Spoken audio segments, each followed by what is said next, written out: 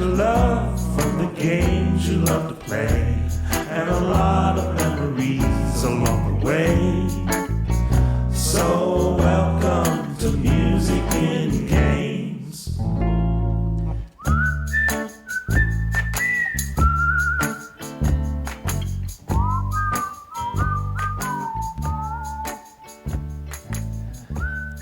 Hello, hello. Happy Tuesday to everybody once again. Thank you for joining me on the Music in Games show. My name's Edward Williams. Thanks for joining me. How y'all doing? Doing all right? I know we've had some pretty rough news over the weekend with a helicopter crash in LA and everything. Hopefully the rest of Kobe's family's doing okay, and all the other families that were affected. That's a rough way to hear about somebody losing their life. So, but here we are, and we're gonna celebrate some awesome music and hopefully feel a little uplifted. One of the interesting things about the music for tonight's game is that it does feel very uplifting, I think. A lot of the music in Civilization, which is the game we're going to do Civilization 6 tonight. A lot of the music's really interesting because it's just, sometimes it's redone folk tunes of a certain country. Sometimes it's original stuff. Either way, it's fantastic stuff what the composers come up with, and I think it's one of the underrepresented members of like best soundtracks. I think it's a really they do a lot of really great stuff, and Civilization 6 in particular is a fantastic. It's just a fantastic soundtrack. Like I've had the game since Civilization 4, and I really enjoyed it. But again, I'm like I said in the chat, I'm terrible at these games. So I'll just have some fun and try to make it at least a little bit sporting. But I really got into them with Civ 5, and when they changed up the design and everything. And so I'm looking forward to sharing Civ 6 with you tonight, because Civ 6 I really, really like, and I think the music is exceptional in it. And tonight's going to be kind of mostly themed around Civ, because there has been some great music from the Civ games in the past. So that's what we'll be focusing on a lot tonight. I've got a bunch of new moving parts to this show as well. So if things take a little longer to get started, get set up or whatever, then that's just me working out kinks and scrambling around in the background to make things work. But at any rate, we're going to get started with the track of the show. And the track of the show, I'm going to demonstrate through a video that I happened across on YouTube not too long ago. And it's I'm going to do a different video, but I was introduced to this song by a video of a choir. I can't remember the name of the choir. It was a multi-generational, multicultural choir. And they were performing in front of America's Got Talent. And it's incredible, like, what they were able to do with it. So what I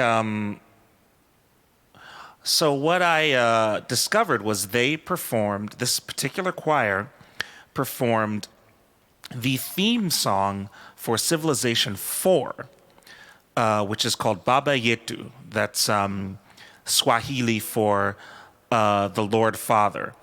And this particular song was composed by one Christopher Tin, and he basically took the Lord's Prayer and rewrote it in Swahili and composed a song around it. He was inspired by a particular choral group that specialized in singing African style choral arrangements. And so he decided, hey, I'm going to write this song. And it was so popular, it wound up winning a Grammy for, I got to look at my notes here. What was the Grammy for? Best Instrumental Arrangement Accompanying Vocals. And that was for Baba Yetu, the Civ 4 theme song. And it was just incredible to listen to. I had the game, but I will be honest, when I used to play it, I never took notice of the theme song.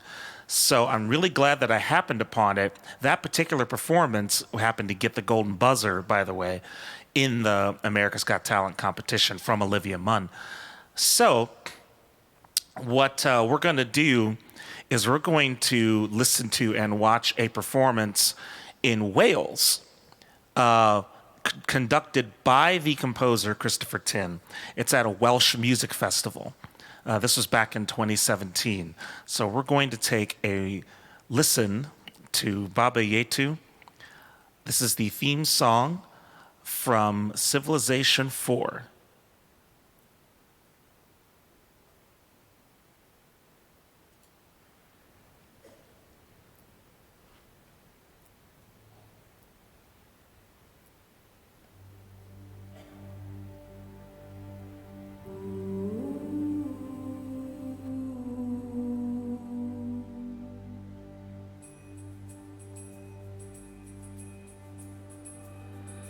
Baba yetu yetu liye mbinguni yetu yetu amina. Baba yetu yetu liye jina lako litukuzwe. Baba yetu yetu liye mbinguni yetu yetu amina. Baba yetu yetu liye jina lako litukuzwe.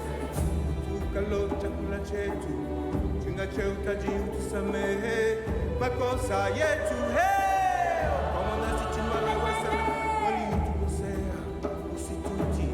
katika na jibu lakini usokue na yule muamue milele.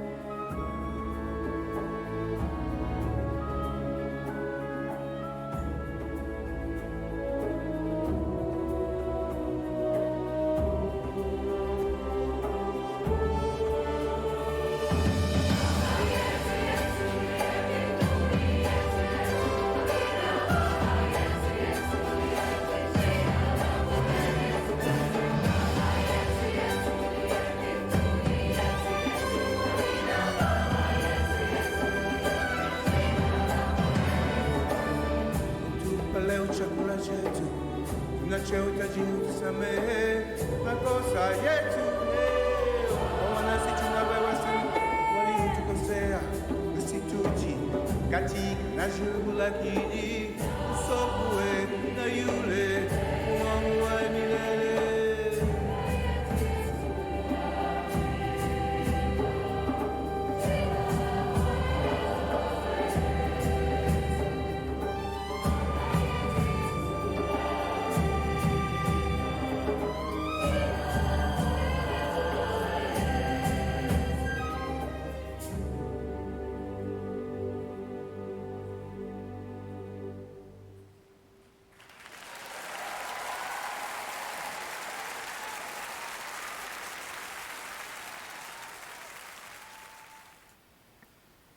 So that was Baba Yetu, the theme song written for Sid Meier's Civilization 4.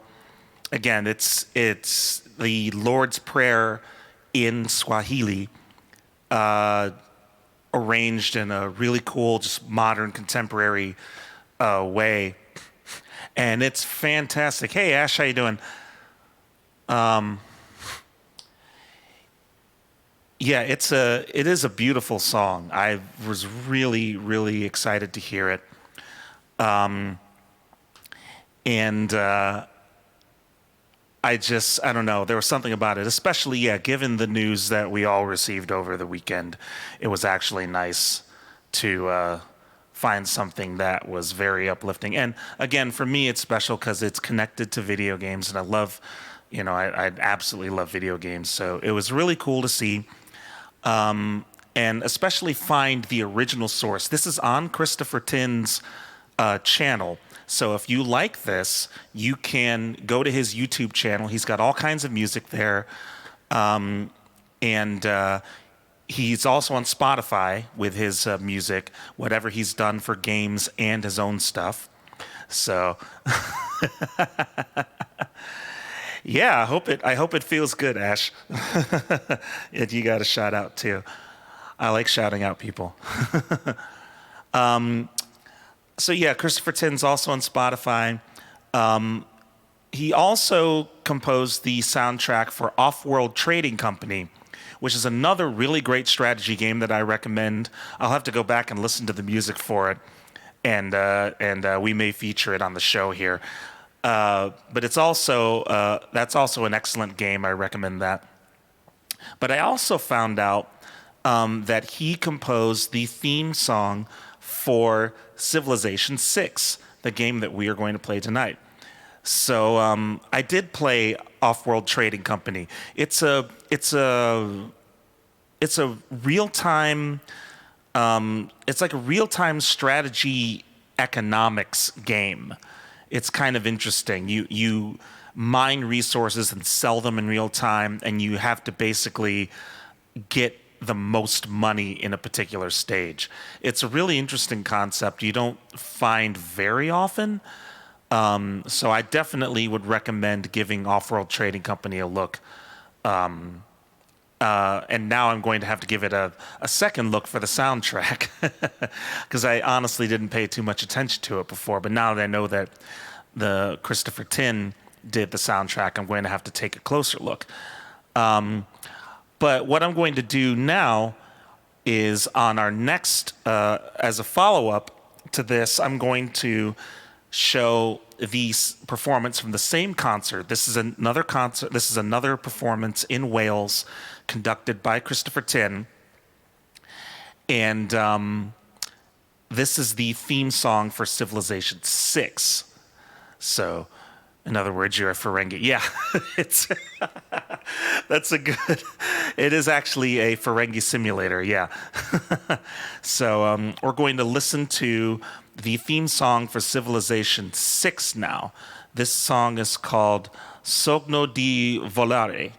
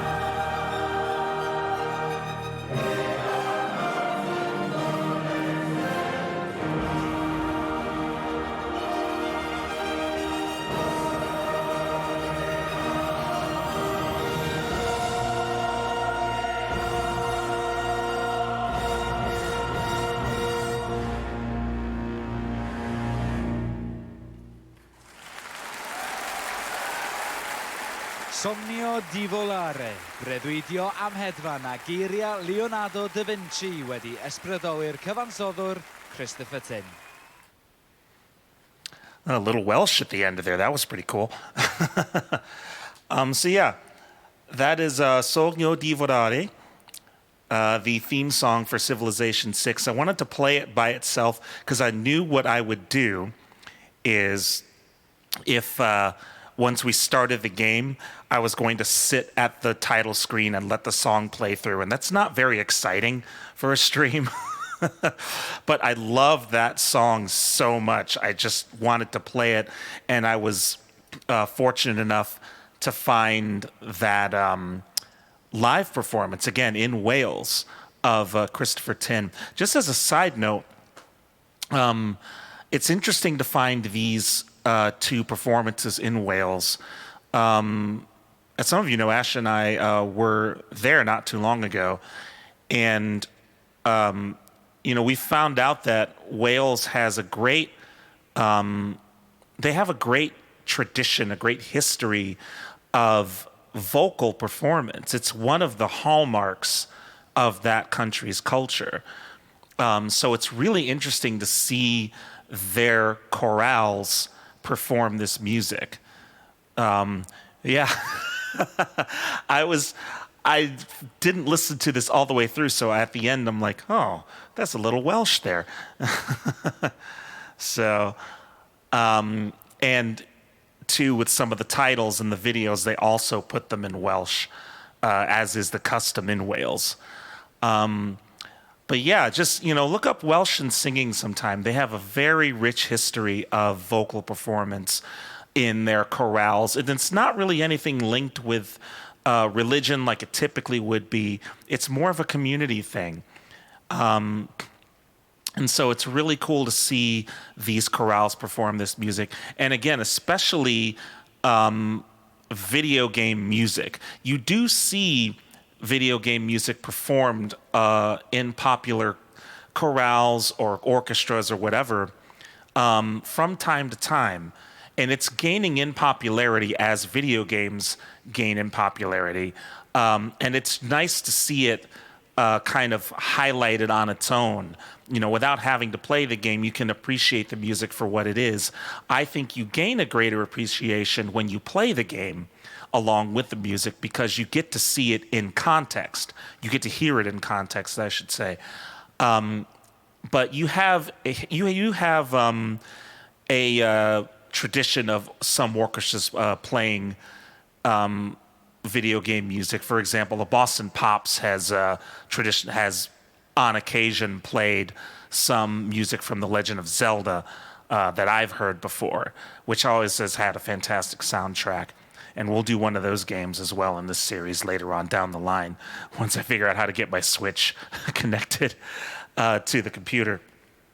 But, so those were both composed and arranged by Christopher Tin.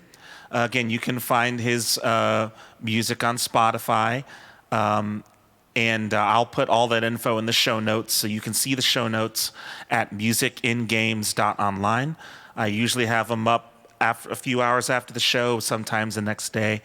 And I'll have more information and some thoughts after the show, and you can read through that and do whatever you like.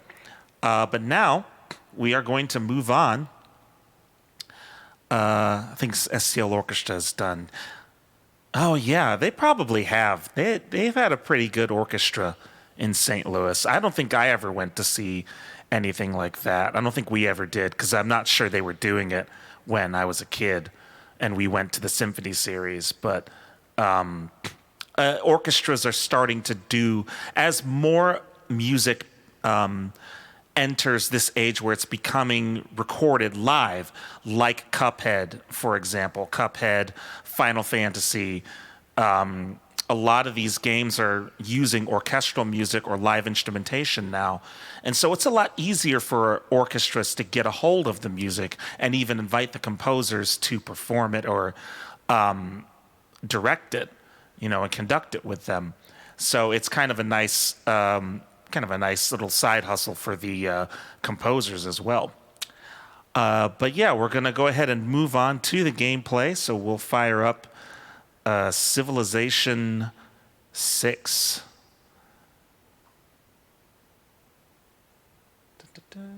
Throw it up here. And again, I am not good at this game. Civilization's a lot like playing chess. It's kind of a supercharged form of chess, I would say. A lot of games of this genre are, and I'm just not any good at them. So they're still really fun, though. Oh, thanks for the stars, Ash. Much appreciated.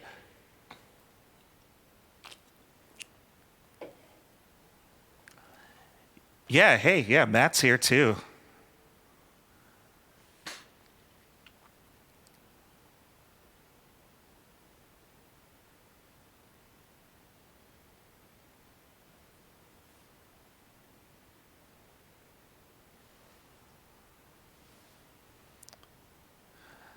Woohoo! Thanks for the stars.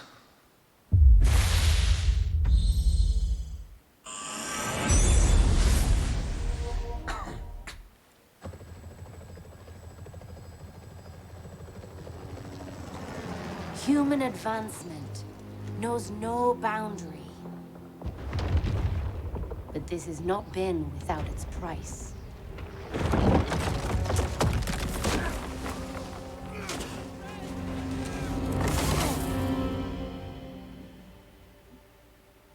Though we stand at the height of prosperity, we need only look to the past to remember that nature is a power that cannot be ignored.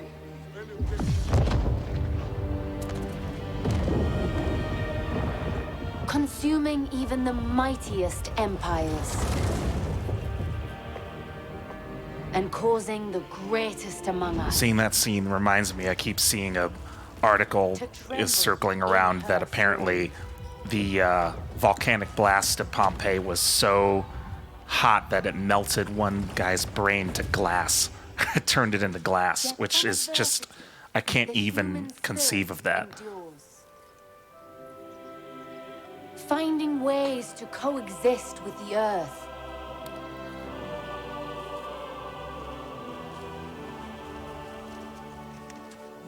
Or bend it to our cause. This is just the intro video. The game doesn't look anything like this.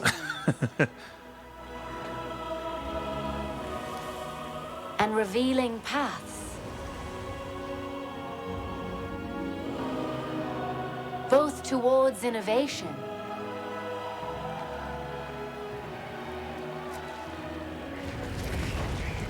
and unintended catastrophe. Hey, Brad. Our survival necessitates new solutions to old problems. To ensure a future, both for ourselves and generations to come. United in purpose, we must now look beyond borders and welcome the dawn of the next era in human civilization.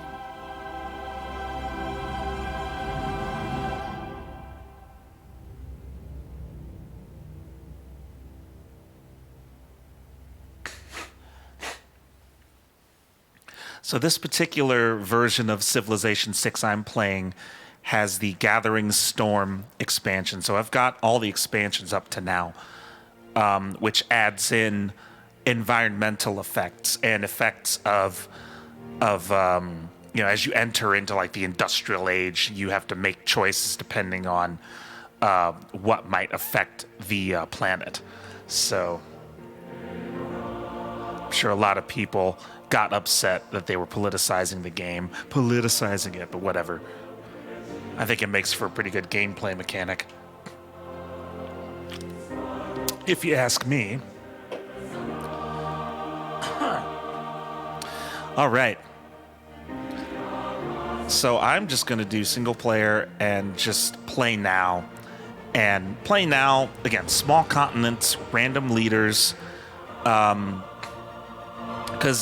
depending on how you set up a game, Civ can take a very long time to play. So I'm going to see how quickly I can lose at this game.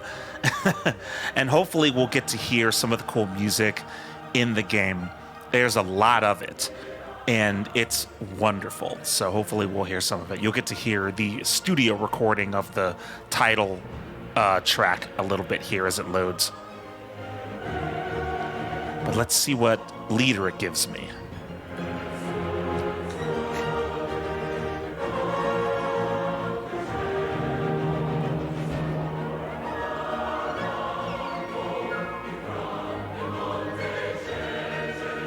From the first stirrings of life beneath water, Woohoo! Thank you. to beasts of the Stone Age, to man taking his first upright steps, you have come far.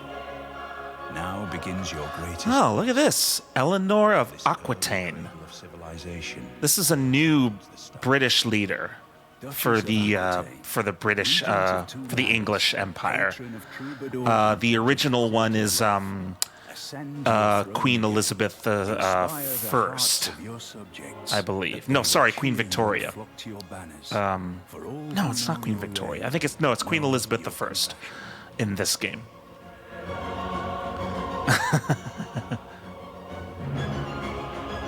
Yeah, I think that's the idea, Ash. I think that's part of the idea.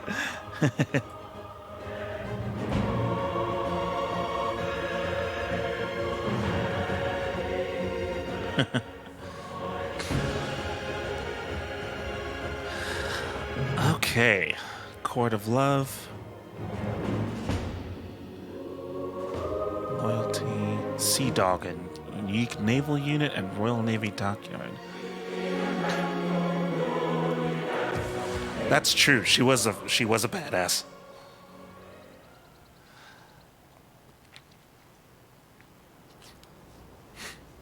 Da-da-da. So this is the game right here.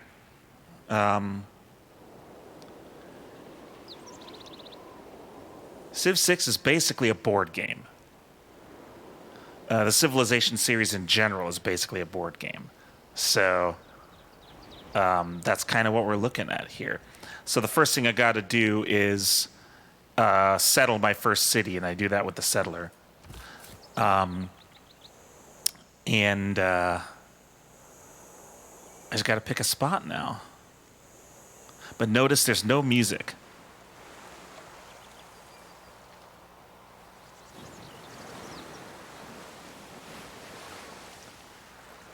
Just the sound of the ocean. Little birds.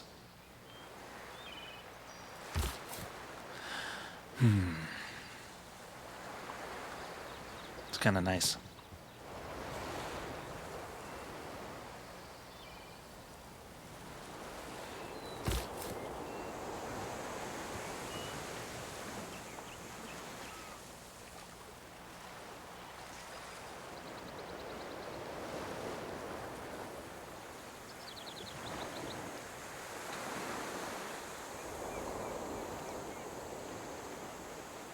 So I'm trying out these new little titles down at the bottom of the screen to kind of explain what's going on, if you see them. So yeah, like I said, it like the little info thing there says, it plays like a board game. So you take turns with the other players on the board, whether they're CPU players or human players over the internet. So this guy, my settler's moved as much as he can, so now I've got to end my turn and let everyone else go. This guy, I'll just keep him here.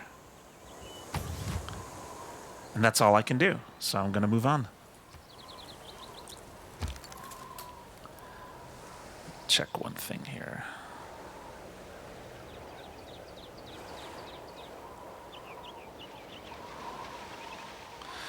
All right, so Now it's my turn again.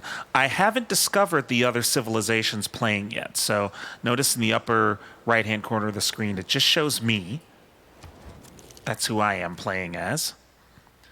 And as my units go through and kind of take a look around the world, notice I haven't discovered much. They will inevitably run into other civilizations.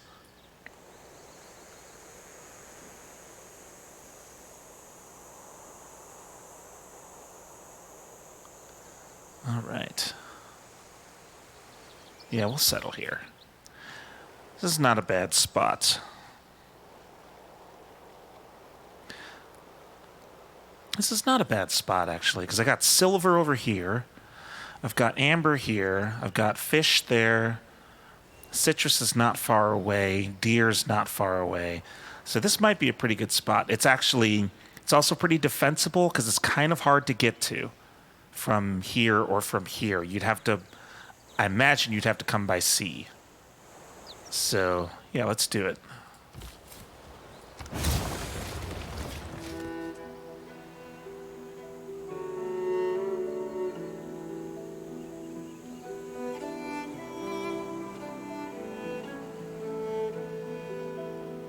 You might recognize that song, Ash.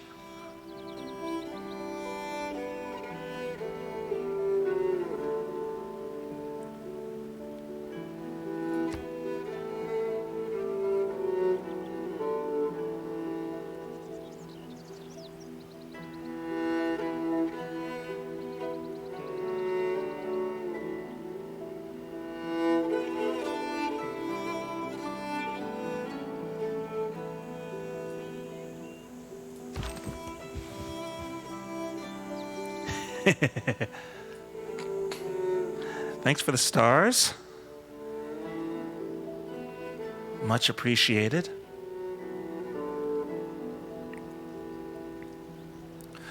Okay, so first things first, now that I've got a city, I gotta tell it to produce something, and I've got to choose research to produce something. So I've got to see. Let's see what I want to build here. Thank you for the stars, Ash and Brad. I appreciate that. And Mom. Much obliged. Let's see. So this needs sailing. This needs I'll do mining, because I'm probably going to expand here first. It's hard to say.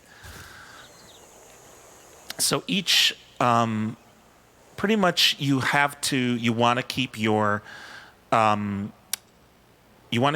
civilization, each city in your civilization producing something. And then you're always researching something, and you're always looking for a culture or civic to research as well. So there's 3 things you're doing.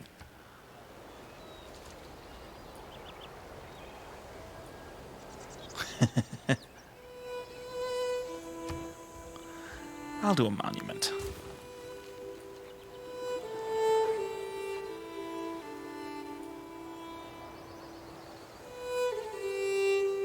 And then,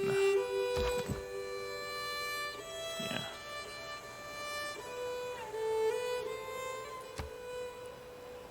Next turn. So this particular game also has a 500 turn limit. I'm not sure if I'll get there at this point, since the turns become far longer as the game progresses. So,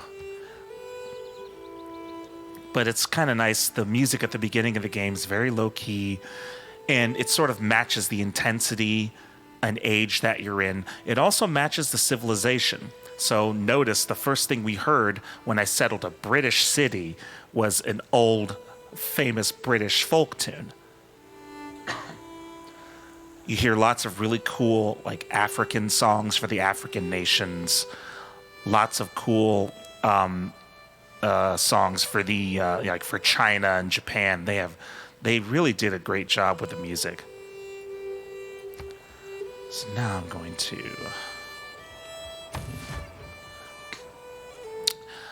When you reach 500 turns, then whoever has the highest score wins. So there's a world ranking here, and you can see there are 5 main ways you can win in Civ. You can either win by science, culture, domination, religion, or diplomacy. And then if you don't win, if no one wins any of those 5 ways, then score at the end of a turn, at the end of 500 turns, determines who wins. So you can choose how you want to win. But, sometimes it does devolve into just, beating the crap out of everybody else. Thanks, Ash. See ya.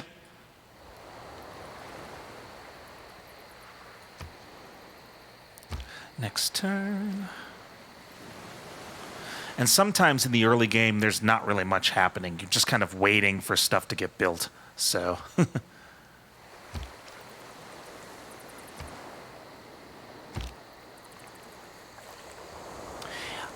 It can be played online with other players. You don't have to. And I think you can do it sort of asymmetrically where you do a turn and then the next person does a turn. There's also hot seat games where everyone's on one computer and you take a turn, then get up, and the next person sits down at the same computer and does their turn, which is kind of fun. I've never done that, but that's another fun way to play. Or you can just play online. I've only done that once. I mostly just play against the computer. And I still lose most of the time.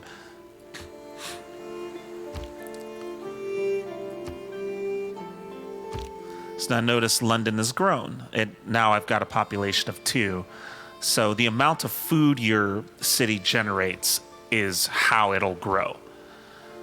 And also, as it grows, you can assign people to different areas and change your production. I typically do auto assignment unless I'm really hurting to get a particular resource. So.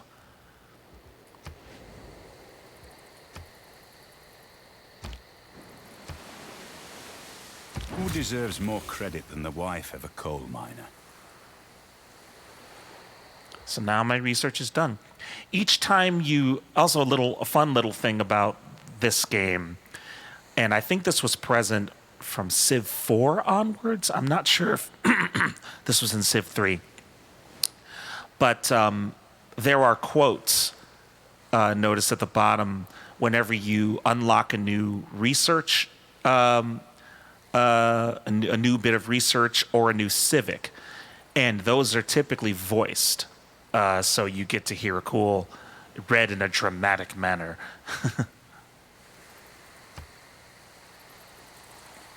For more info, I'm going to test my little info thing here.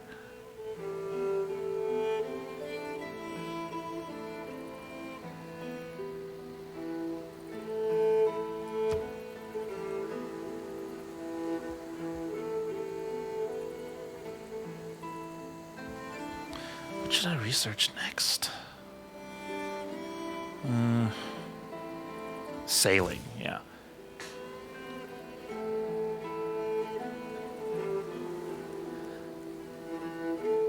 So like the pop-up says, Sean Bean actually did all the narration for the different quotes and all of the quotes and other little intro sequences as well.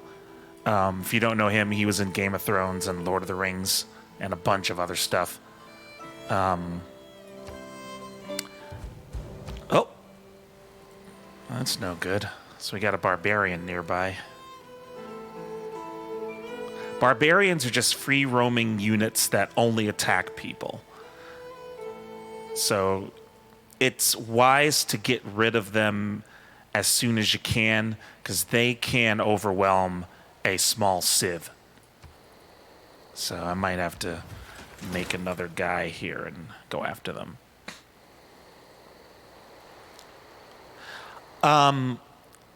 Producing food happens automatically depending on how big your city is. So notice each tile has a certain amount of production that it gives you.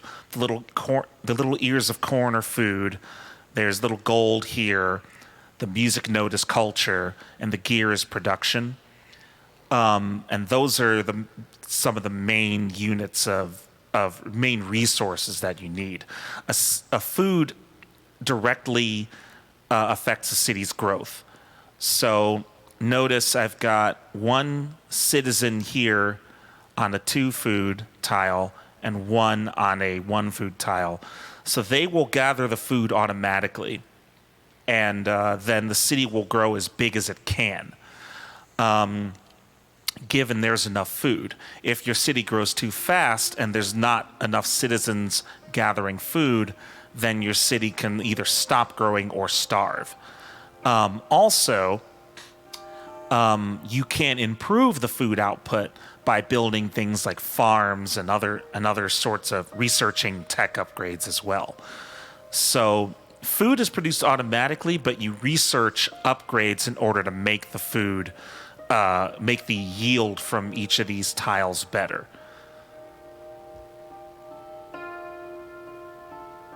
So we can assume that just on this tile there's lots of little farms and people farming away, even though we don't see them.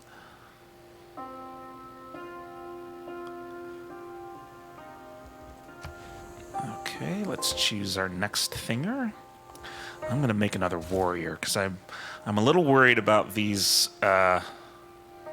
barbarians that must be nearby. If they were able to reach me in 15 turns, then that means they're too close.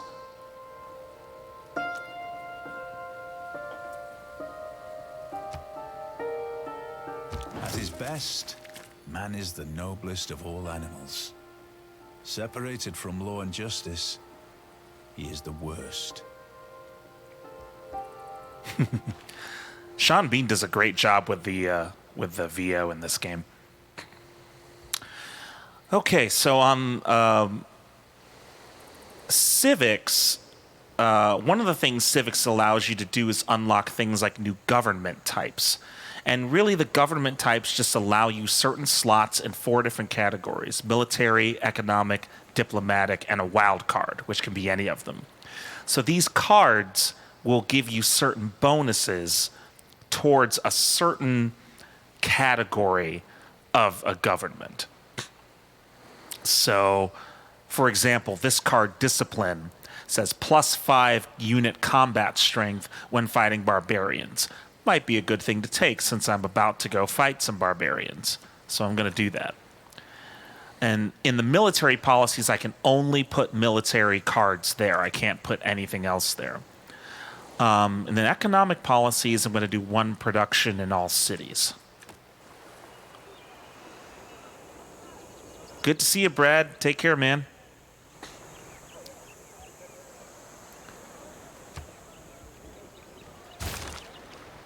And now I get to choose a civic. So civics will give you more of these cards, and they also might give you other bonuses and even unlock other units. For example, I'm going to do foreign trade because then I can start trading with other civilizations and city-states when I meet them. And research, just as a note, research progresses based on the amount of science you generate from each city. Civics are given based on how much culture from each city you get. So if you want to research faster, you build buildings and make improvements that give you more science output. If you want to get more civics, you build more buildings and improve tiles to give you more culture.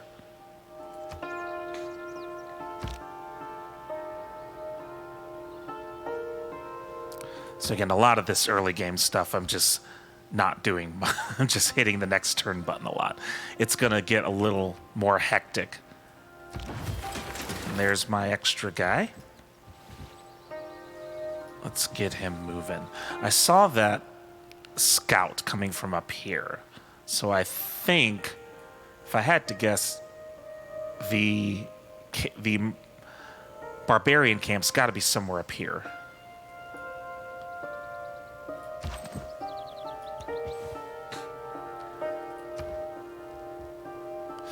Let's get a scout. A scout is a good unit because they can move a lot of tiles and they can move a lot more tiles in each turn than a warrior can. They're good with that. They're good for exploration and kind of discovering this. It's not that life ashore is distasteful to me, but life at sea is better. There's sailing done. So you'll notice again, I don't see a lot of this map. The typical name for this in gamer parlance is the Fog of War. So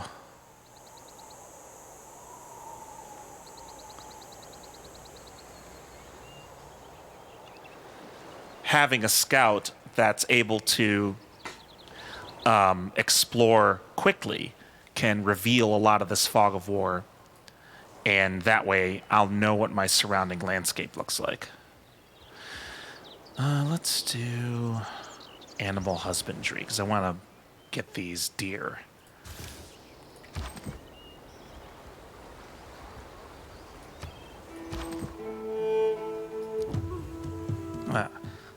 It's a tribal village. Tribal villages are nice because they're just kind of a free bonus.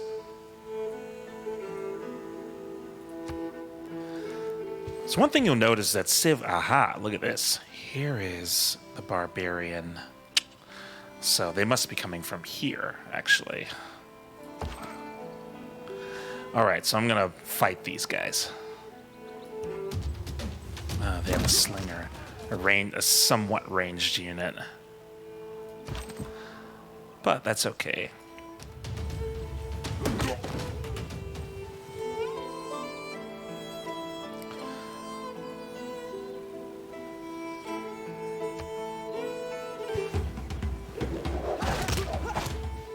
Oh, look at one of my guys. So notice, so when I'm going to attack, I see down at the bottom the likelihood that I'll win. My guy is on the right, their guy's on the left of that information display. So I have a pretty good shot at winning. With this unit, it's a little dicier. I want to finish this guy off, though, so I think I'm going to do that. Units do get weaker as they are damaged.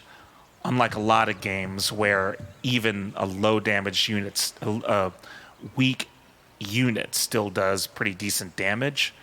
In this game, as you weaken the unit, they become weaker as well.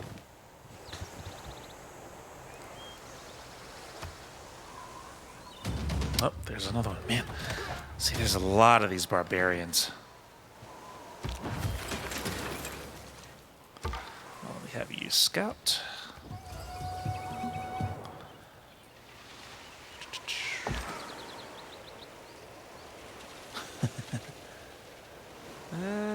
Let's see.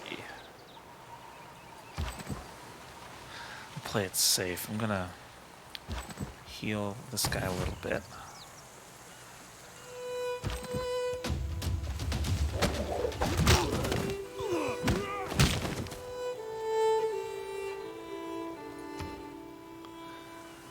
All right, we are going to get another warrior because I have a feeling I'm going to lose this guy.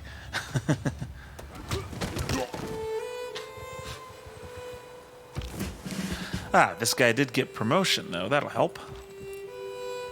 When you promote a unit, they get, like, I think 50 hit points back, which is very useful. Yeah.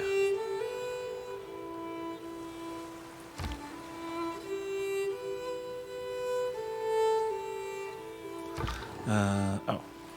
You can go tribal village. Get 20 faith.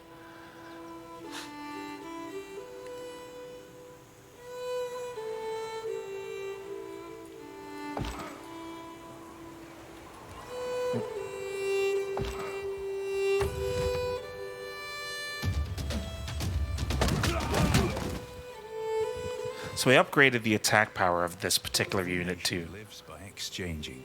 So they're a lot stronger, which helps. So now I can do traders, but I don't know any other civilizations. I haven't met anything yet, so I'm not sure if it's useful right now, but it'll be useful soon. And I'll do early empire.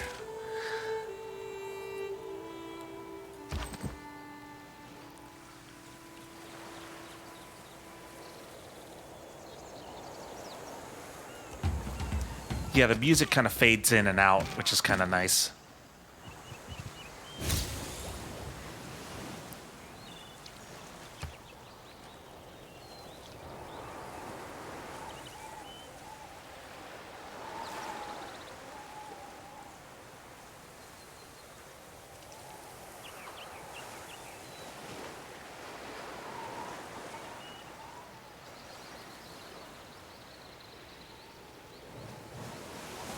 Let's see.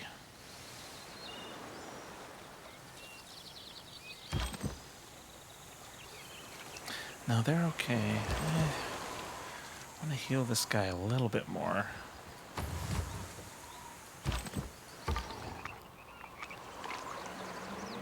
Ah, Kabul. So these are not barbarians. These are warriors from a city-state that must be very close. Steam hisses from the ground here, rising in swirling clouds. This is a geothermal fissure, a place where the planet's heat escapes through natural vents.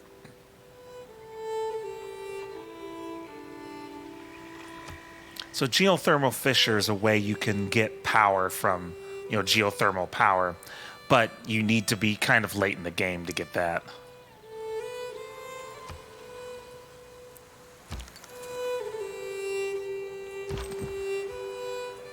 This guy a little bit more.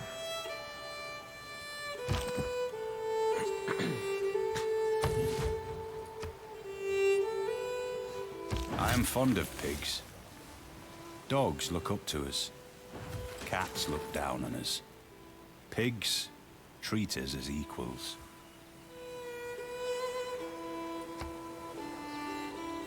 That's a good old Winston Churchill. Okay, next I'll do archery. Yeah, could use some archers.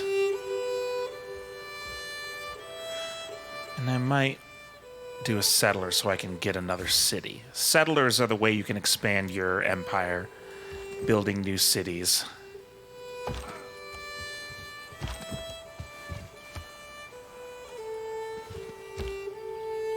Oh, that was a bad move, boyo.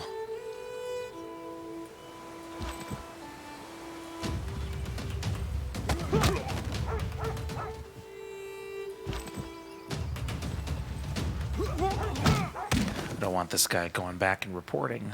Now do we? Ah, there's our barbarian camp.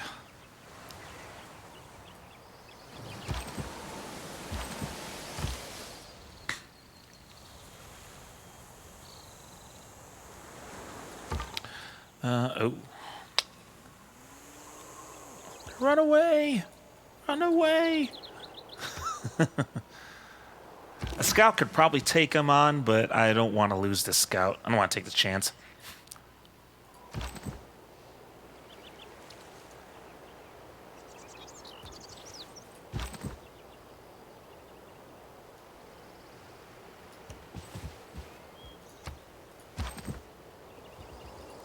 Fortify him until my guys get in position here.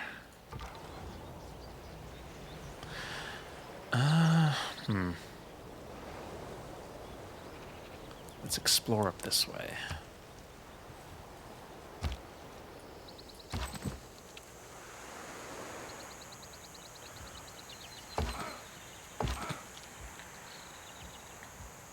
Actually, hang on.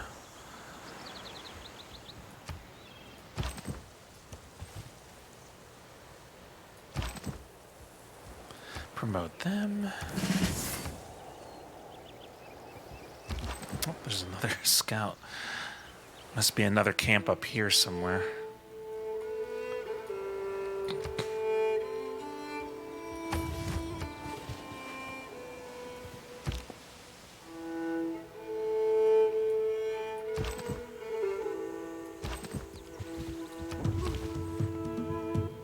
there's another tribal village.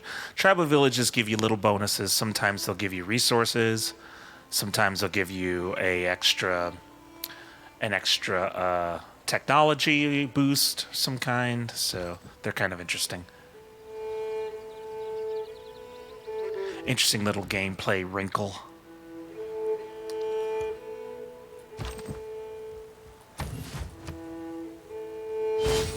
See, I knew they were going to spawn something.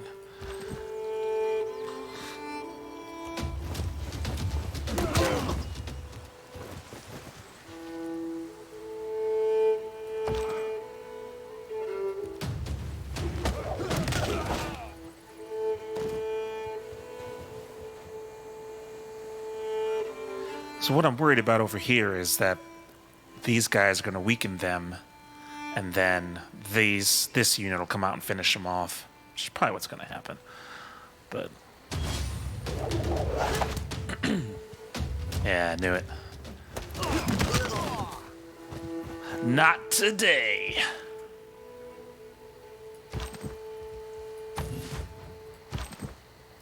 But I can move in since this guy's weakened and clear up the camp.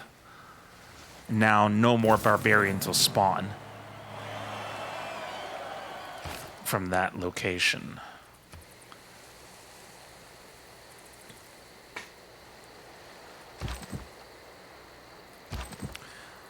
But I do still need to finish these guys off.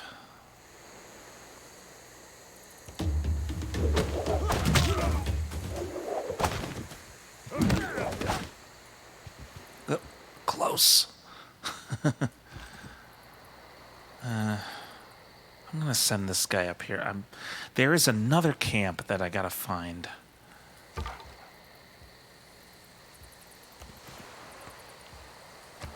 Now, an envoy lets you get bonuses from city-states and also control their militaries sometimes.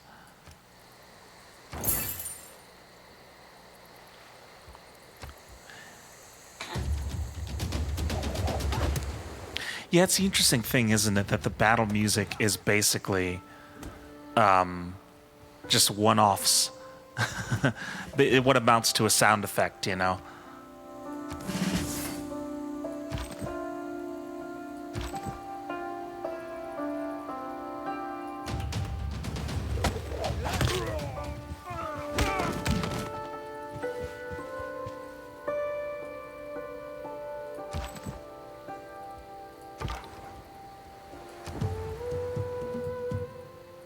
Another tribal village.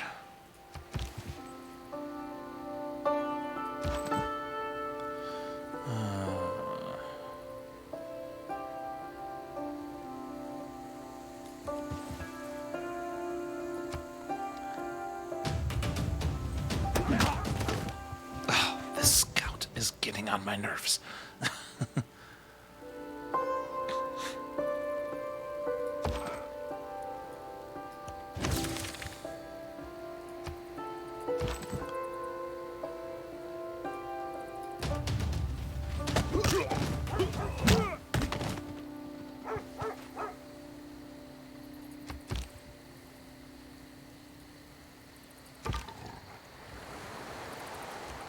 Never again can I gaze upon the beauty spots of the earth and enjoy them as being the finest thing I have ever seen.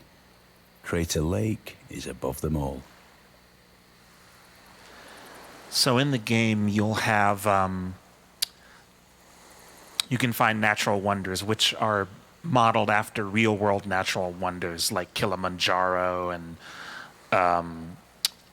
Salt Flats, that kind of stuff, and Crater Lake.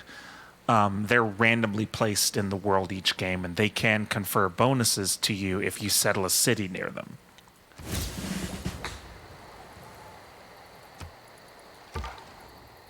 I got another scout. Oh, there's a scout here.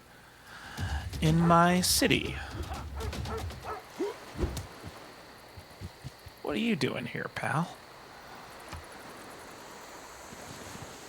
Yeah, get out of here. All right, I need to...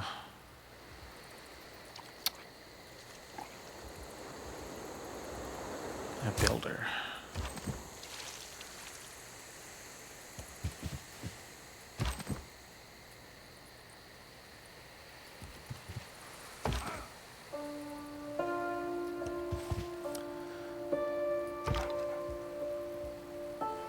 Ah, promotion. Heal.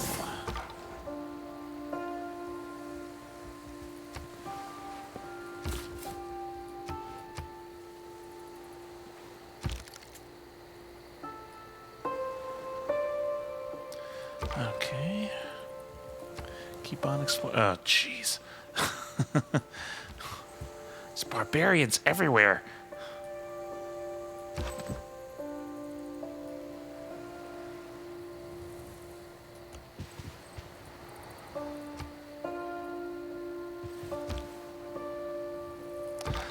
Let's get out of here.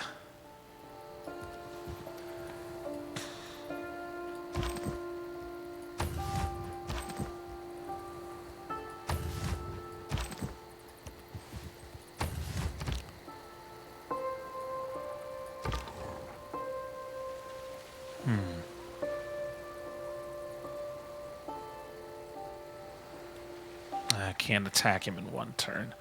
Typically, the scouts are just going to run, so I'm not going to bother chasing him. Oh, it looks like these guys are going to get him anyway.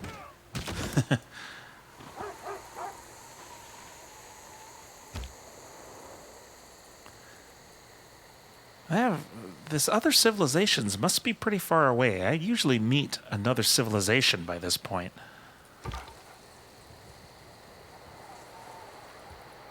Fortify him. Fortifying raises a defense, so it's kind of nice if you just want to dig in.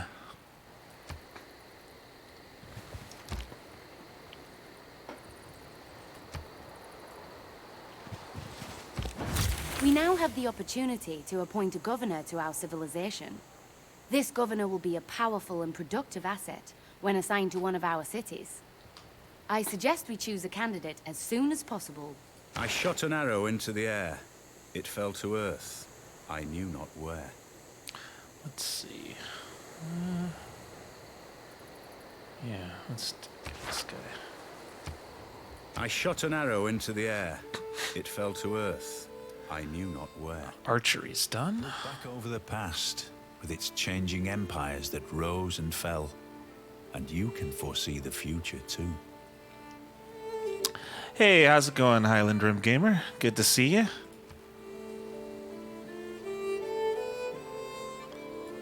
Just playing a little Civ. And not losing yet.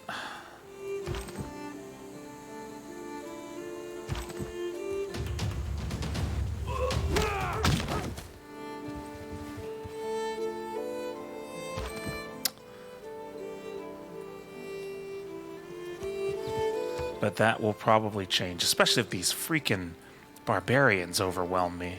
I don't know.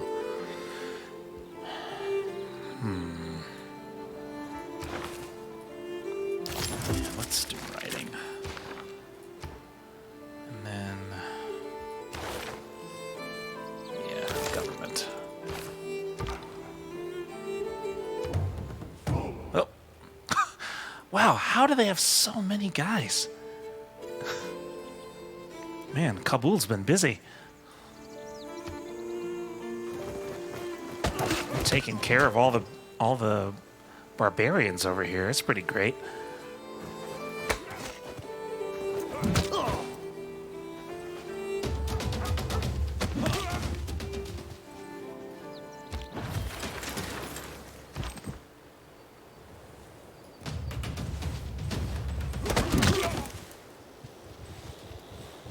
I guess we'll just trundle our way up to the barbarian camp that I know has got to be up here somewhere.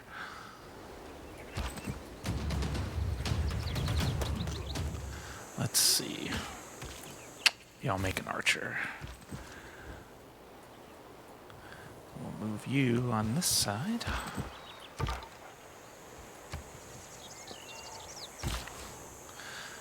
So a builder's the way I can improve everything, so...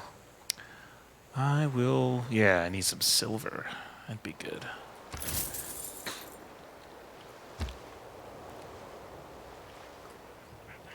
What?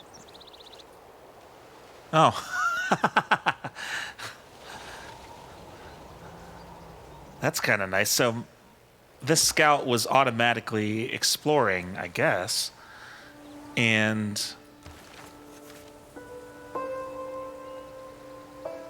I think, yeah.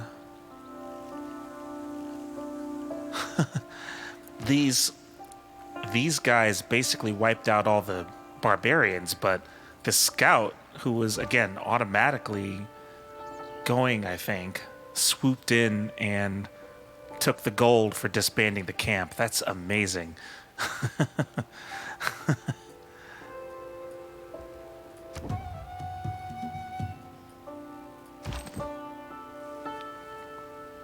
Let's see. Alright. Okay, here's some more guys. We're getting closer.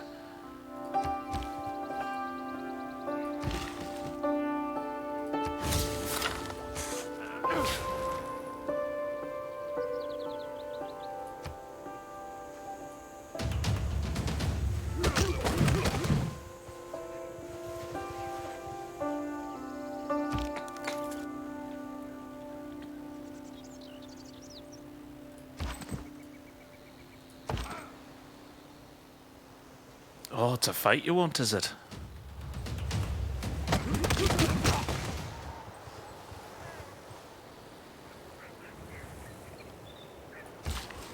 I want to see what I know is going to happen is there's going to be 3 more guys that just swoop in. I know it's going to happen because that usually happens to me. I get these guys weak, and I'm like, yeah, I got him. I'll get him the next turn, and then 4 other healthy units come in and just maul him. Ah, nice. There's the camp. Tribal village. More faith. Come on. Got him. Oh. I can choose a pantheon. Pantheon is a step to founding a religion.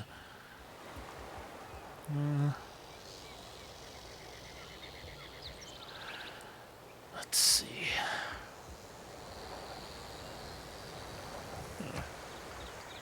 Well, yeah, sure. I don't really care about the religions in the game. They add something, but it's not a play style I really dig. Okay, he needs to heal. And then there's another traditional English song there.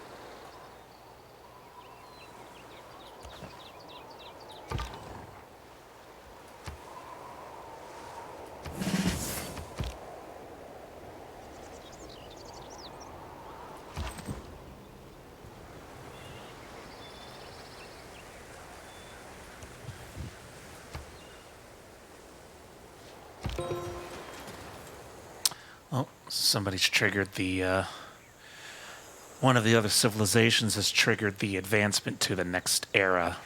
So, it used to be in the game, in this game, and in most of the Civ games, you would progress through the different eras at your own pace. And that was the way Civ 6 was at first. But with the Rise and Fall expansion, they introduced a couple of different major game mechanics that basically negated that. So now it's kind of a race to see who triggers the next age first.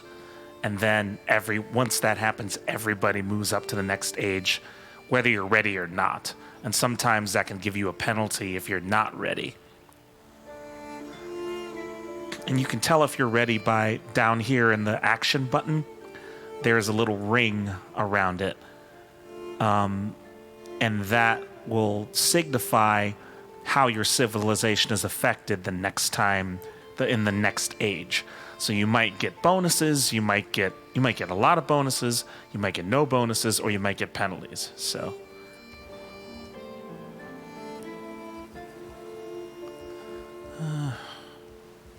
another archer.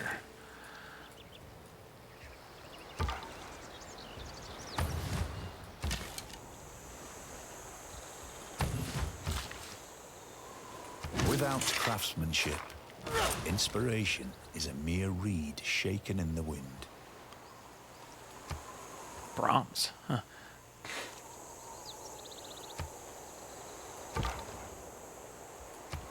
This volcano is quiet now, but it could erupt again at some point in the future. It might be a danger to our people, or an unexpected blessing. This is part of the Gathering Storm expansion, so they introduce environmental factors at this point.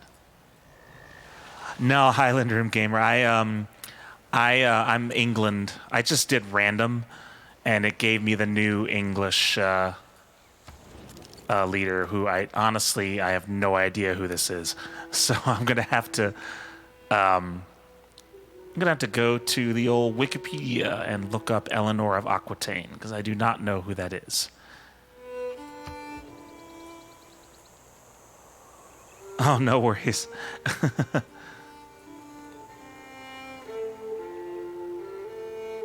I get America sometimes, though. Teddy Roosevelt, I think, is the guy in this one. I forget who it was in Civ 5. I forget who they had. I know it's Teddy Roosevelt in this game.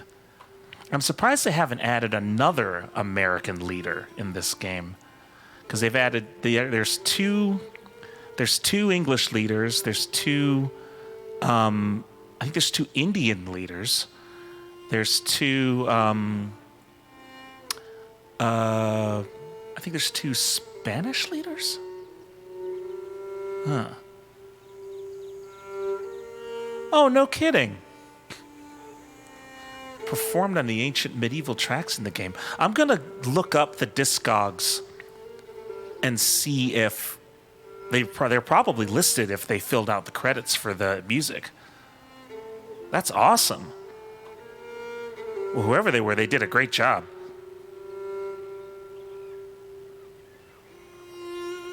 Yeah, I love the American tracks. They're really good.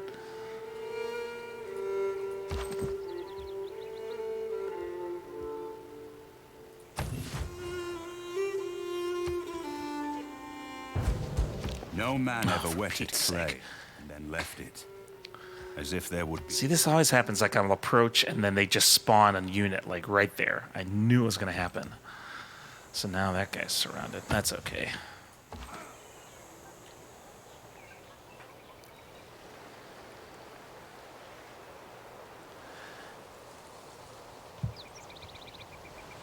That's awesome.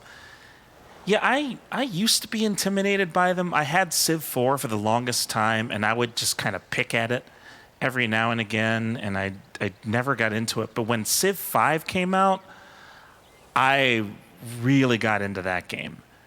And Civ 6 is really more of the same, a little... I think it's better. Some people argue that Civ 5 is better. But I didn't really get into it until Civ 5. when they change to the hexagons instead of the squares.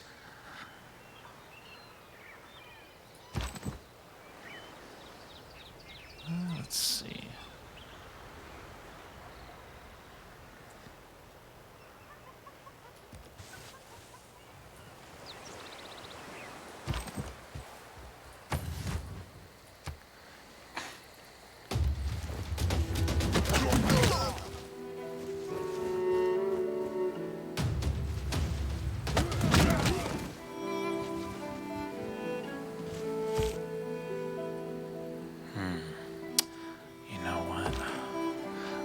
I'm gonna move in and take this guy. I think I have to.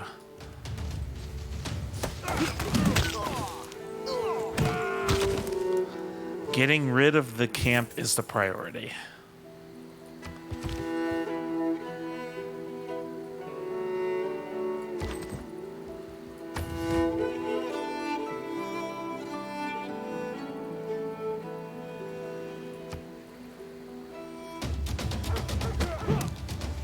Pesky scouts.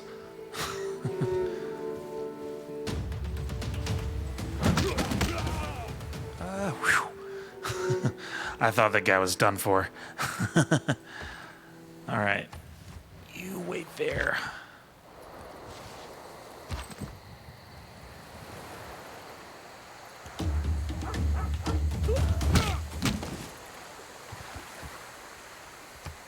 It is not the mountain we conquer, but ourselves. Hey, there's Mount Everest. Who knew it was right over there?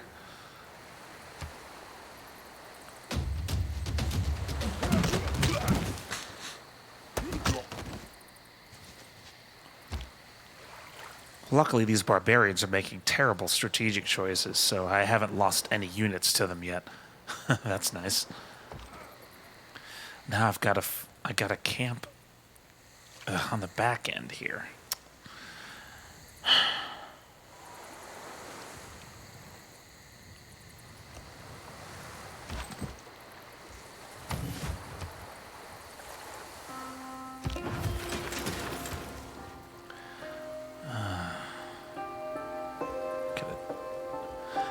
Greenery. I bet I could attack with this guy, couldn't I? Yeah. Oh, I thought I could.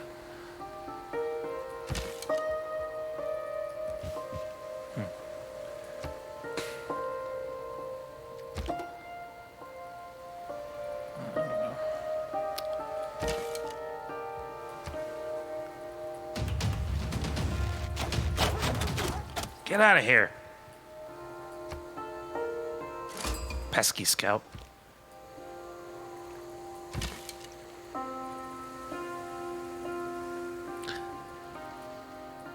Ah, so here's another. This is another, see, Candy. It's another city-state. I still have yet to see another civilization, though. Huh. Wow, that's weird. And this isn't that big of a map. I wonder how many other civilizations there are. Like I said, I usually have found one by now.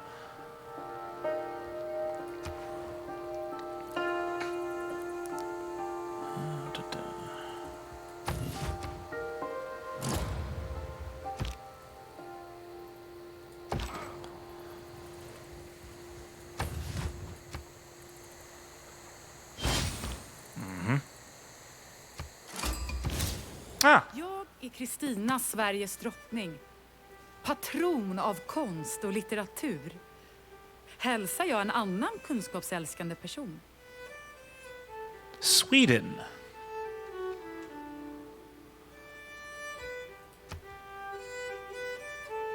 The animations are pretty good in this, in Civ 6 too, for the leaders. Although I really liked them in Civ 5 as well. They'd be like against this majestic backdrop. It would be really cool. So I know there's at least one other civilization around here, and that is the Swedes. I will send a delegation because I'm nice.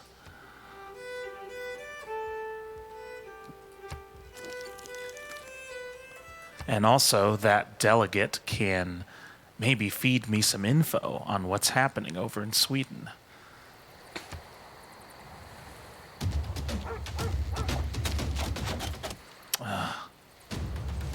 Yeah, wow, right there. So there's the capital, Stockholm. New era. Writing is easy. All you have to do is cross out the wrong words. Of course, Mark Twain said that. So at the start of each age, I get to make a dedication. It's basically, I can get a bonus that can help me through this particular era, I should say, not age. That's Age of Empires. In this particular era, it's a normal age. It's a normal era, so I get to pick one dedication. So I'm going to do the Eureka. Because each time I get a Eureka, I'll get an extra bonus score, which will hopefully get me into a golden era the next time. So we'll see. Let's see. Yeah, navigation. Brits have a pretty good navy, so I should probably focus on naval stuff.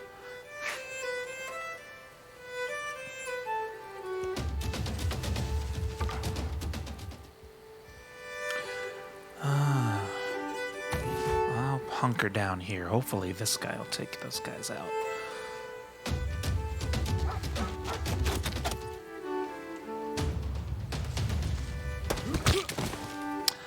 Beset by barbarians on all sides.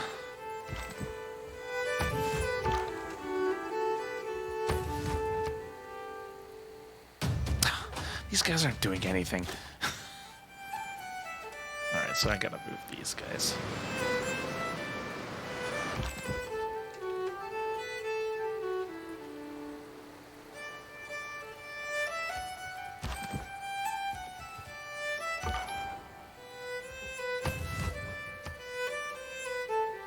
Oh, they're dead. Whatever. I forgot what I was doing. Whatever. Oh, they got two barbarian? Come on.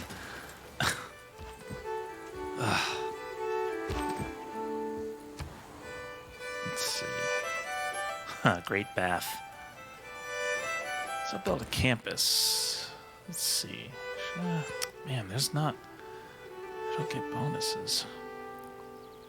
Well, let's put it there.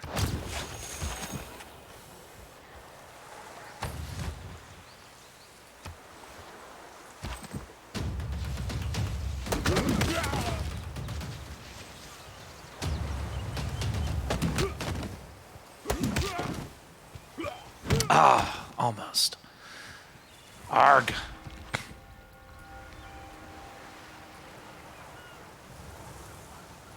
Yeah, it does start to get a little more difficult as your empire grows.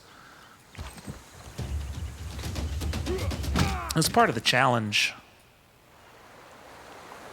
Okay, I'm gonna have to bring my archers in.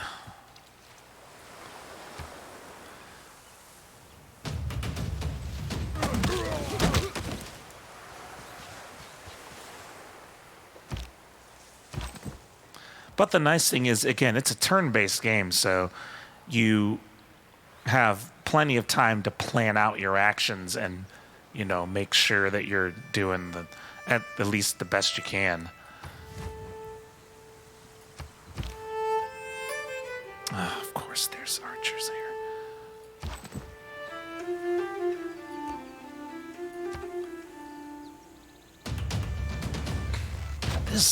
This camp is just churning out everything, too.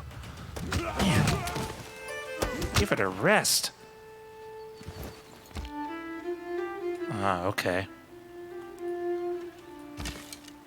That's fine. I'll just draw you out.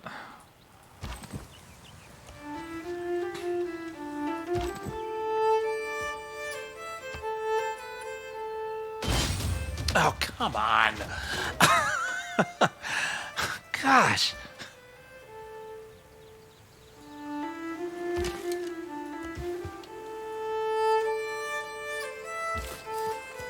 This one barbarian camp is going to be the death of me.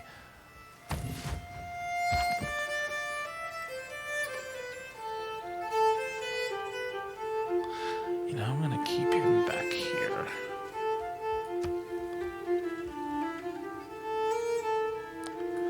See what this guy does.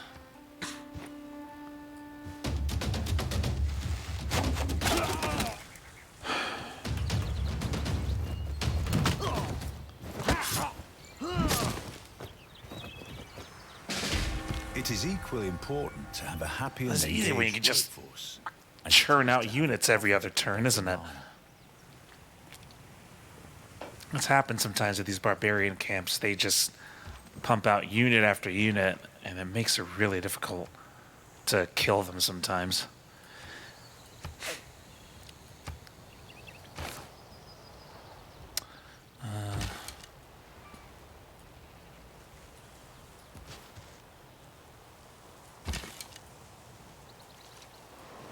Oh, that's not what I wanted to send. Get back here. I want you.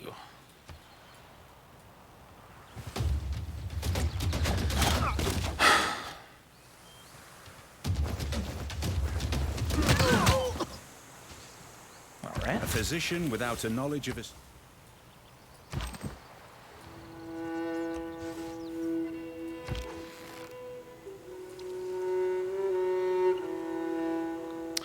Should probably move.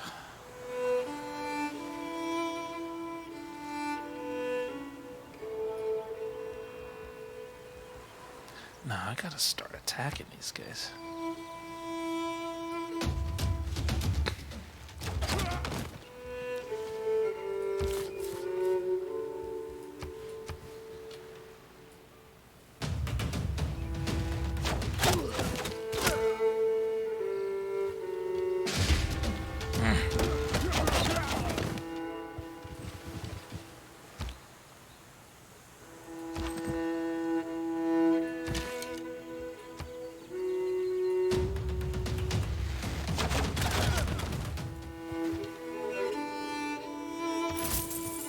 Okay, at least the camp's gone.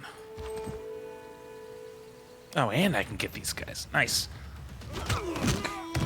Yeah, those are barbarians. They just kind of sprout up randomly in the wilds of your of the areas. The more sophisticated and spread out your civilizations become, the less often you encounter barbarians. They get pushed basically to the unsettled areas of the map. Because they want to be left alone. Now I'm going to look for a place to put this next city. This might be good.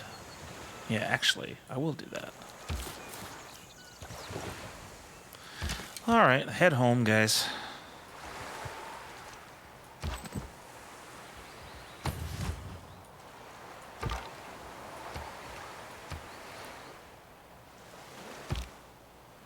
Now it's safe for me to get this settler up here, at least.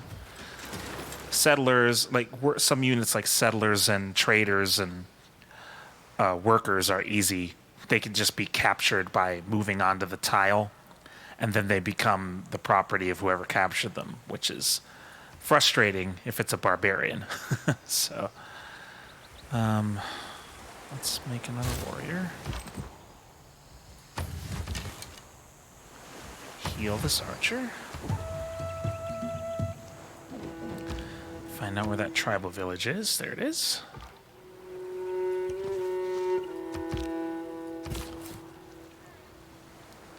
And we'll make a city here. Our people have chosen to create a city along the low coast, within the sound of the ocean's waves. But this is lowland, and will flood if the sea level rises. I'll take that chance.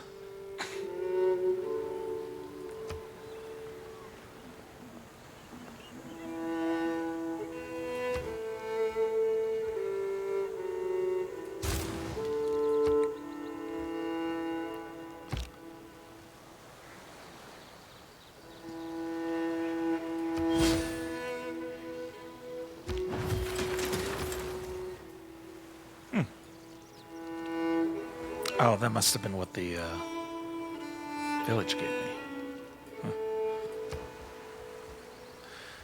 Huh. Let's see. And then archer.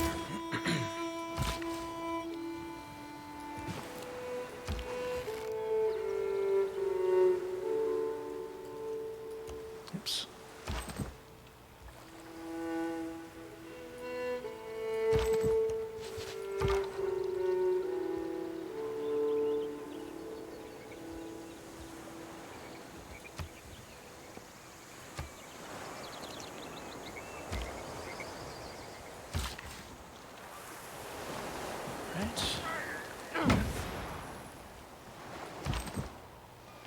So see if I can't get a decent navy going here.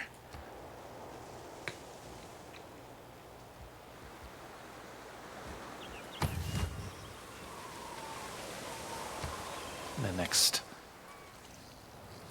few minutes.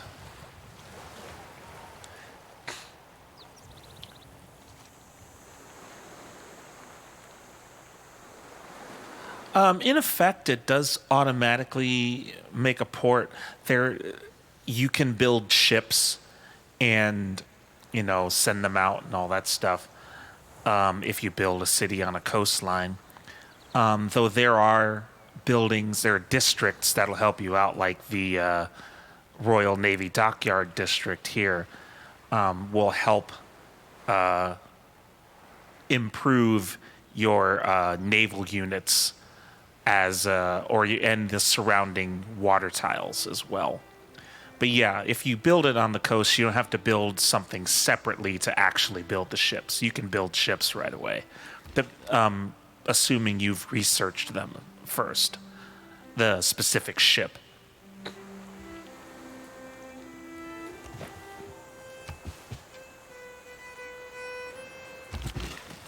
Oops.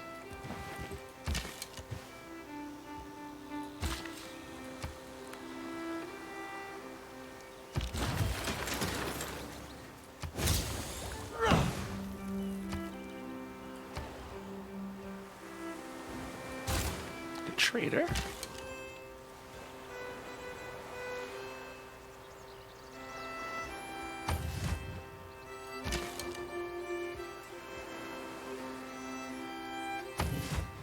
Yeah, I'm just playing against the computer.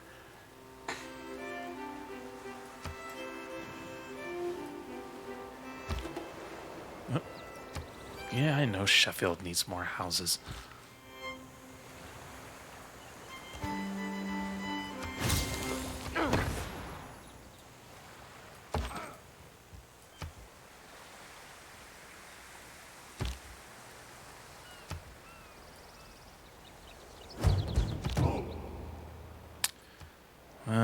See, there's another freaking barbarian outpost. Well, we're taking care of that right quick.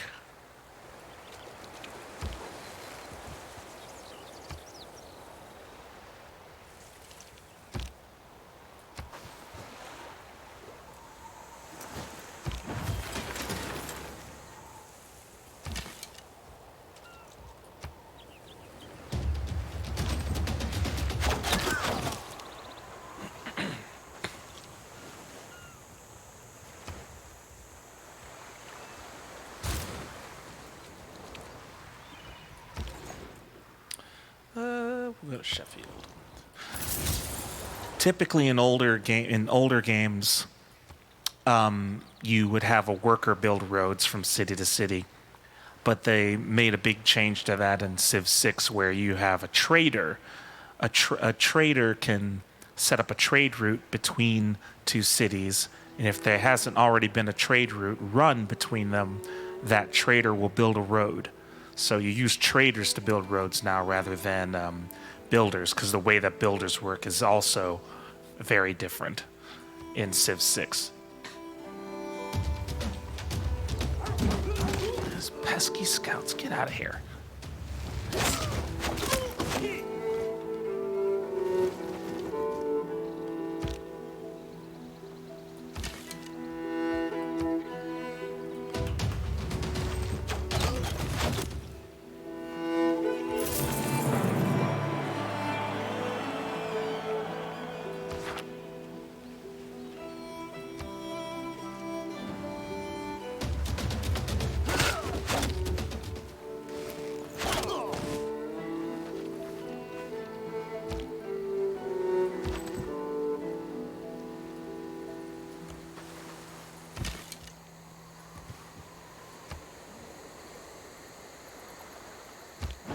Oh, look at that. My delegate's name is Alice.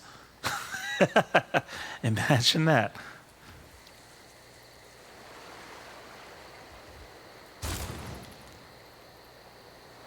I think there is some good synergy going on with my audience and the games that I'm playing. I think you guys are my good luck charm still.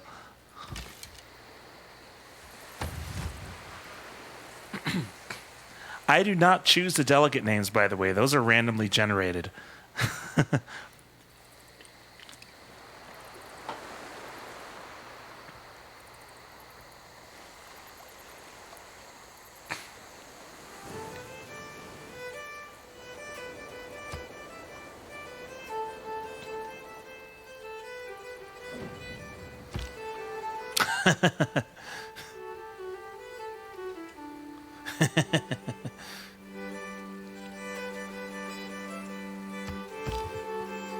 Or do I? No, I don't really.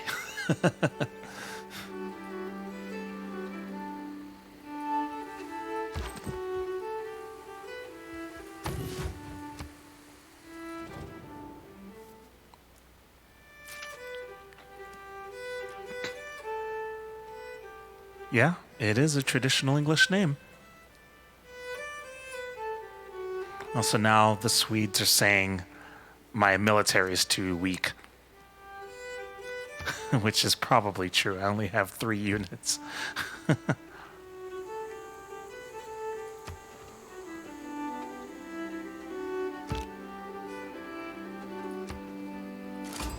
Ah, 한국의 선덕 여왕은 당신을 인정합니다. 우리의 만남은 예견됐습니다. Korea. So we have at least 2 other civilizations.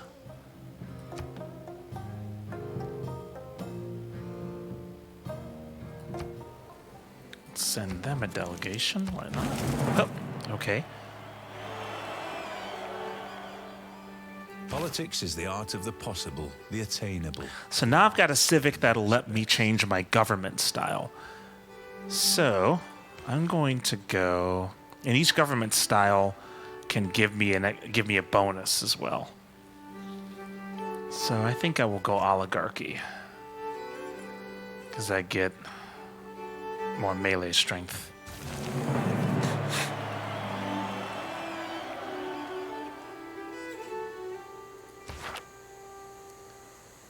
Let's see. So now I've got more diplomatic policy cards, which give me more envoys, which I can use to influence city-states. Sure. And then I get a wild card, so I can put any type of slot there. Any type of card there. So I'll do trade gold. Traders.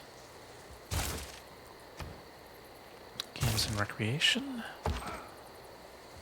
Stay there. Oh, that's fine. I'm not going to worry about them just yet.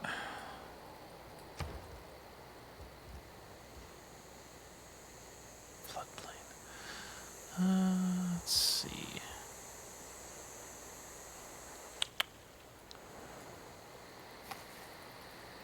You know what?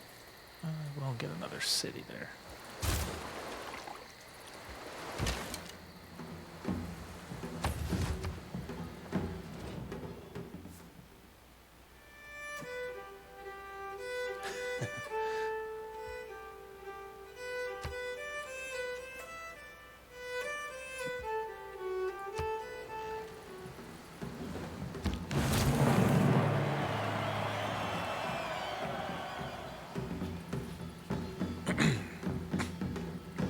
All I ask is a tall ship and a star to steer her by. I thought Sean Bean did a really good job with the voiceover. I believe in Civ 5 it was William Shepard was the name of the actor and who did the voiceover. I thought it was Patrick Stewart because it sounded just like him, but I guess it wasn't. And then In Civ 4, I believe it was Leonard Nimoy.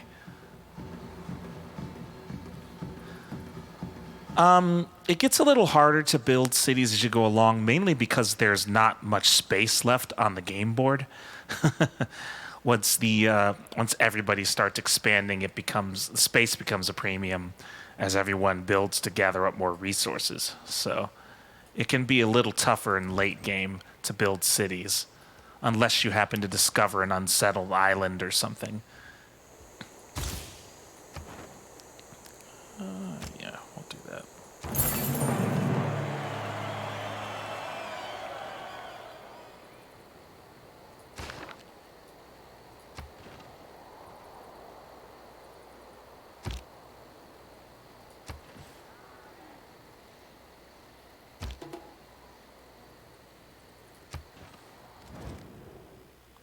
So she's wanting to trade.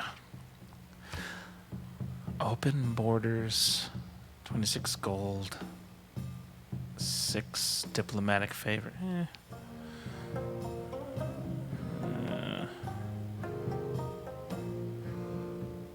Nah. Sorry. It's a pretty terrible deal. Okay, now I can build this dockyard.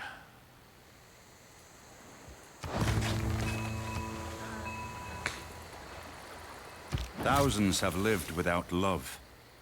Not one without water.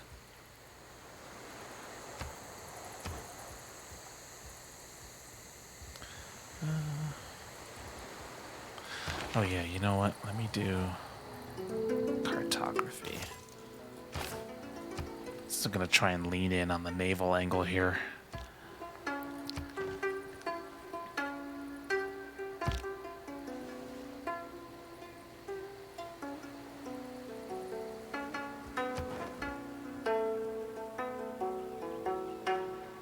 It's a pretty cool song.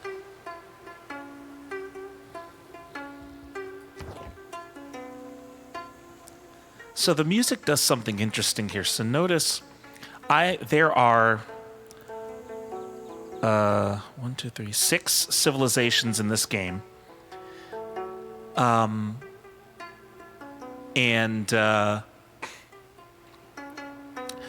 What happens with the music is the game will play the music of the highest scoring known civilization. So right there, so notice the Koreans are the highest scoring known civilization so far. I am, of course, dead last. So it played one of the Korean music tracks just now. It was really, really kind of nice how they managed to do that.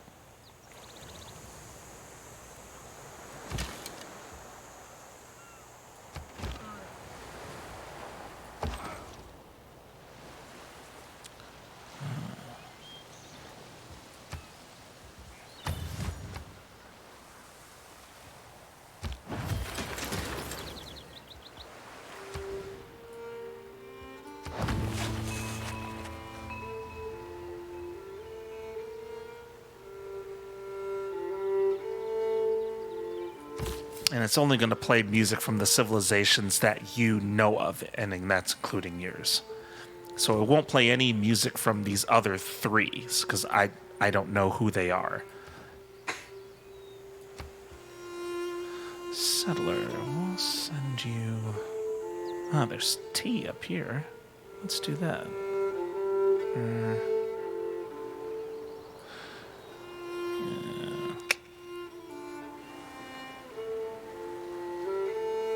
Yeah, how about up here?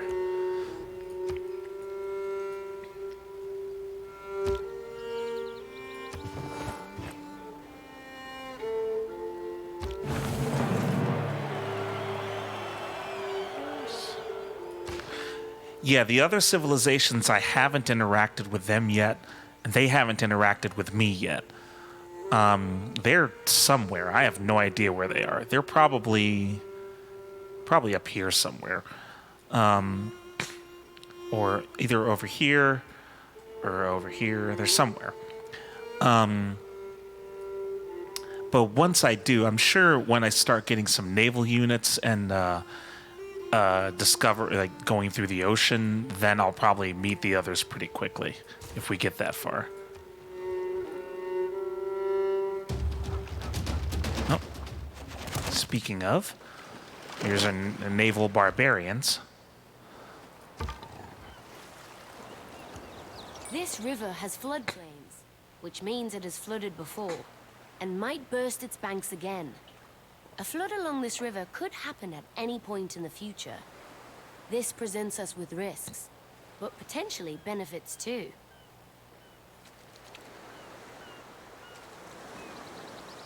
Yeah, the nice thing about floodplains, you do take a risk, and if you settle a city on a floodplain, it can, like, notice here, the food yield of the tiles along the river are higher, but you run the risk of damage to your city and losing citizens if the river should happen to flood. Hey, LMS Hollows. Which I play online. No, I don't like playing online. I mean, I have a few friends that I like to play with, but not so much anymore.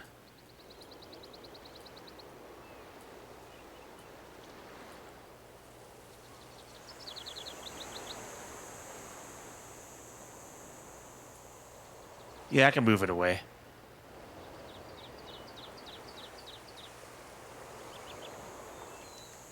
I'm a singer, so I'm used to having it really close to me. Sometimes. Viewers, maybe. Maybe. It depends on the game. Probably not this game.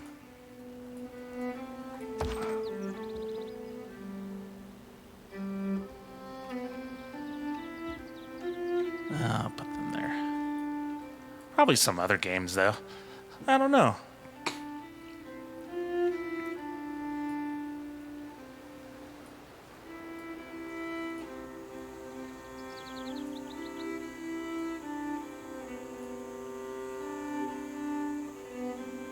Let's see.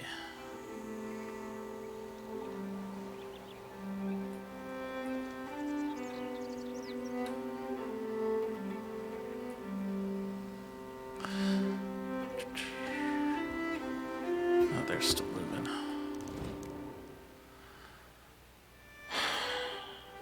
No, I'm not giving you my iron.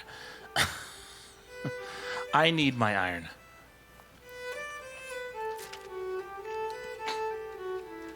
Yeah, I am gonna do Interstate 76 soon.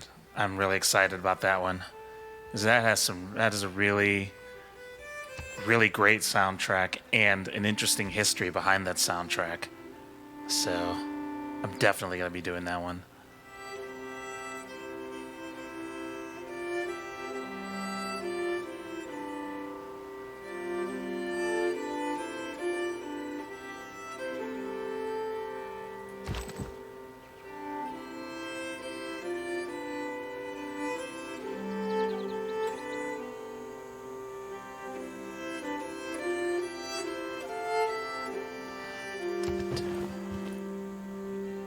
Oh. Looks like Sweden has declared war on Korea. That should be interesting. So they must be right next to each other.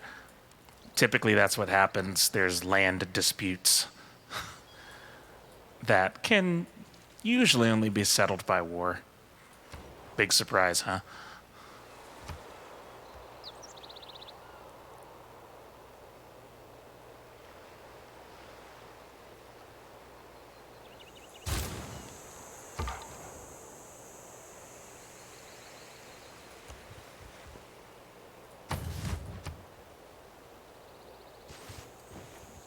Wealth consists not in having great possessions, but in having few wants.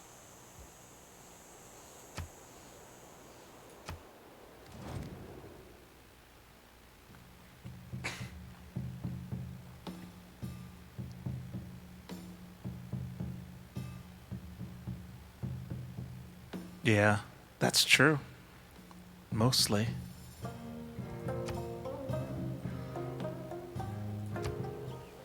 I'll throw up a little info here. Speaking of the first necessity of life, recreation is a close second. Speaking of wars, some little info on the screen for you there.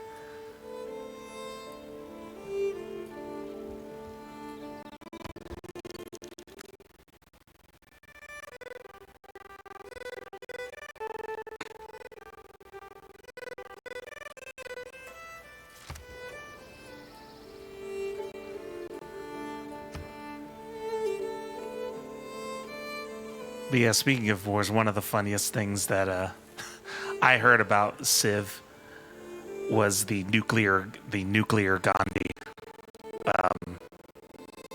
experience, which I personally have never experienced. But there was a story that in the original Civ there was a bug that caused the overly peaceful Gandhi, if you got a certain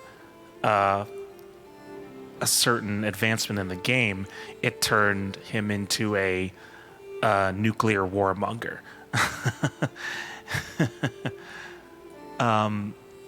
There are conflicting stories as to whether or not that's true, but it is kind of funny to think about nonetheless.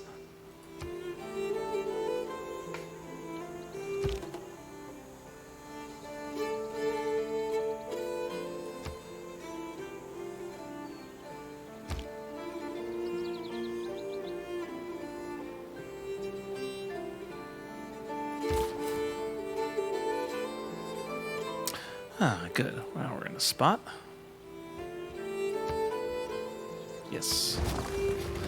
Ah, Manchester.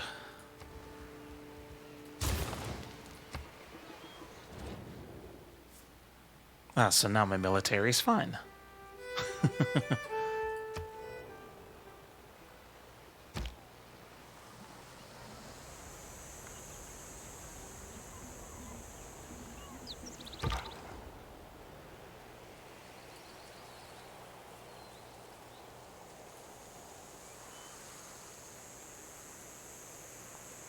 Best offense is a good defense.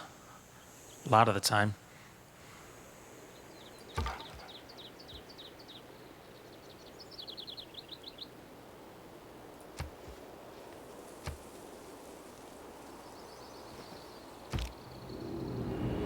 Ah, medieval era.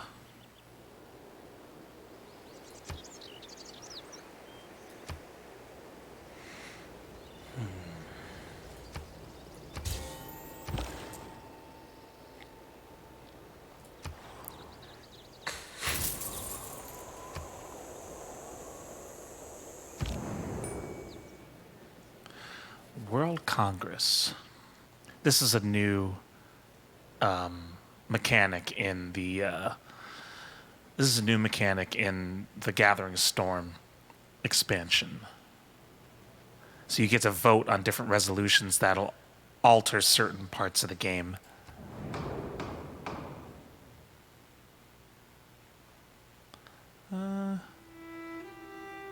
Sure.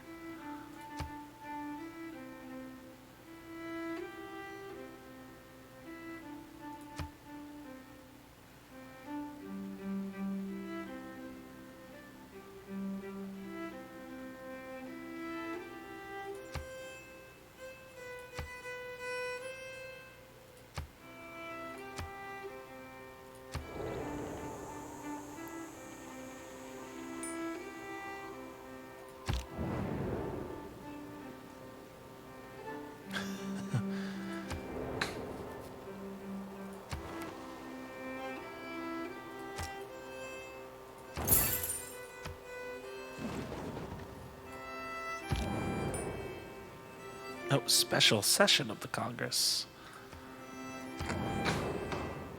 Oh, it doesn't affect me, I guess.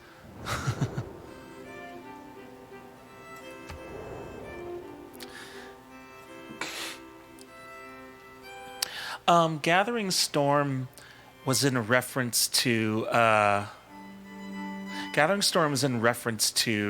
climate change.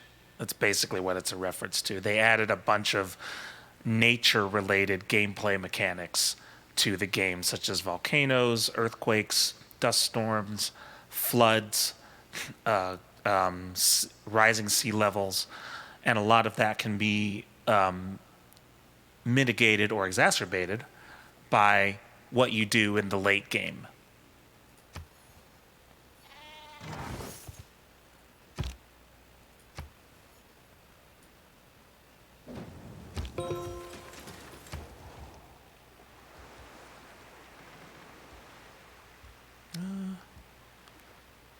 Yeah, I'll do that. Well, yeah, I'll do that. So I'm going to build a wonder here. Wonders are other, monuments and stuff from throughout history that can confer very big bonuses to your civilization, but they do take a long time to build. Several, like anywhere from, depending on the production of your city, anywhere from 10 to 70 turns. So, and there can only be one of them in the world at any given time. So if another civilization beats you to it, you can't construct that wonder for yourself.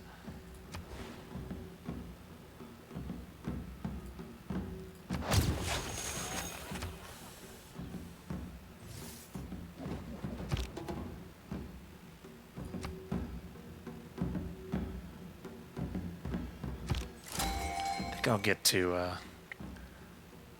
turn 150 and see where we're at. Great person. Yeah, the sooner you can build, wonders, the better, because some other civilization will likely beat you to it. Now, and also you can recruit great people, so you get great person points that accumulate throughout the game in all these different categories. And they're really, kind of a way to throw great people in from throughout history. So in this case, I can get the Admiral Themistocles. I'm guessing he's Greek. But I can recruit him for my civilization, and he will confer certain bonuses based on what kind of unit they are.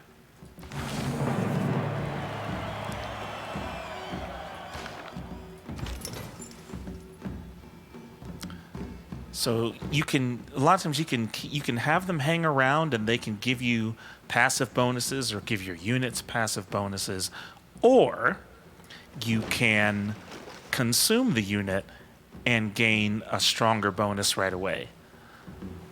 So I'm going to do that because he's going to give me a quadrium. I don't know how you pronounce that.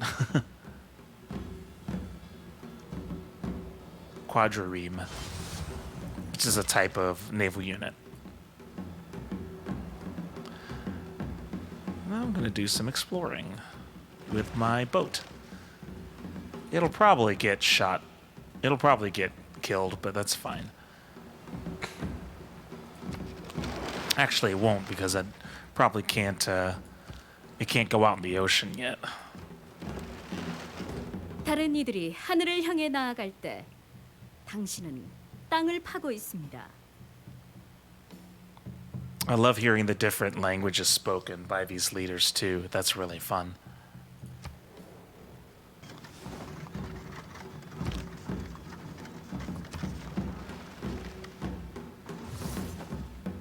Yeah, I'd never heard of it until I played this game. It sounds like 4 something.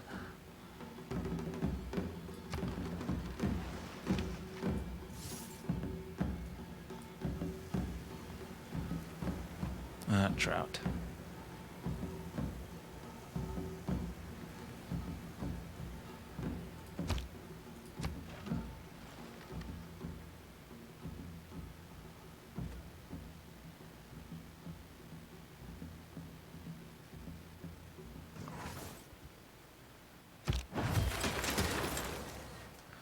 All right.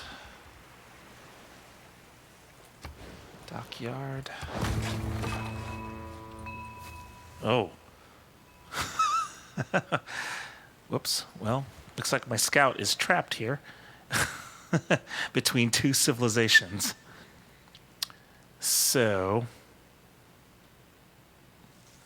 I'll have to negotiate with one of these civilizations to get my guy out of there.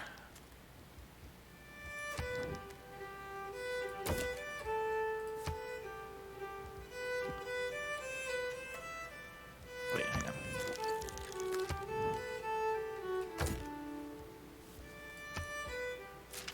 Really? Jeez. Yeah.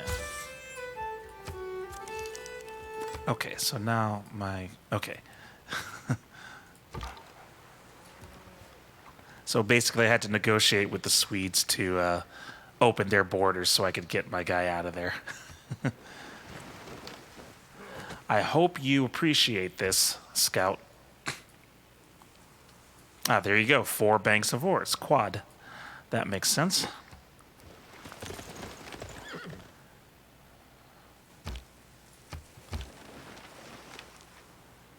What is the entomology of it? Is it, I'm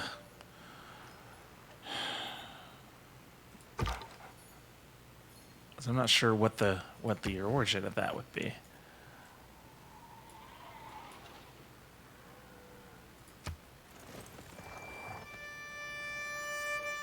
Without mathematics, there's nothing you can do.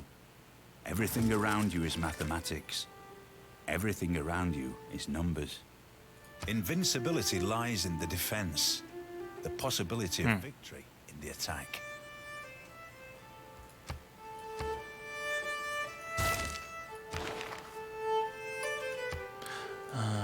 Let me get a new governor.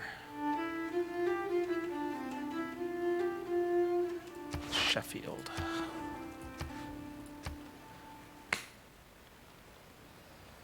Cool.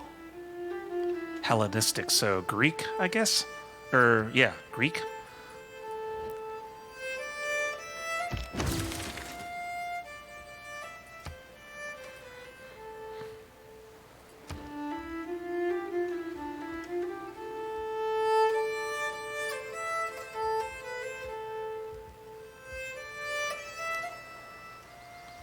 Oh, I couldn't complete the lighthouse in time, so... I'll get another trader. Someone beat me to it.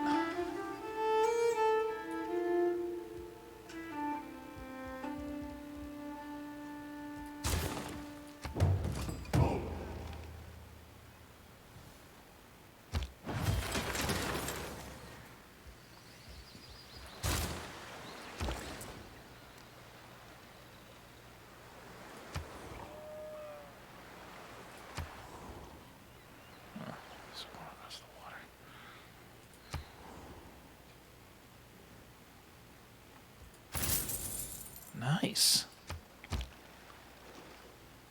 Interesting. I guess that would make. I guess that makes sense.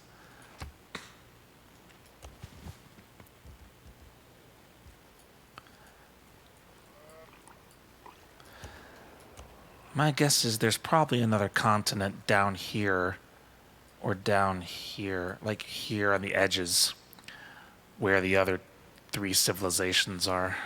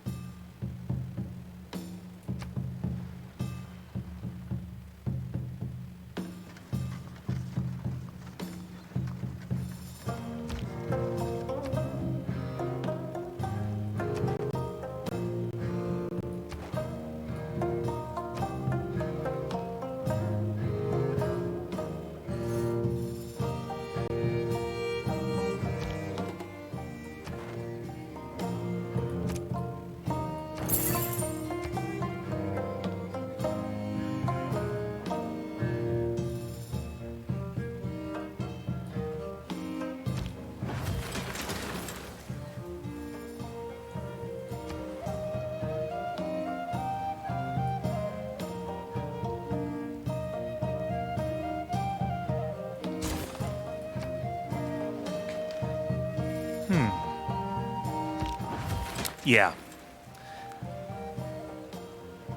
Yeah, Civ was one of the first, and arguably the most popular 4X game.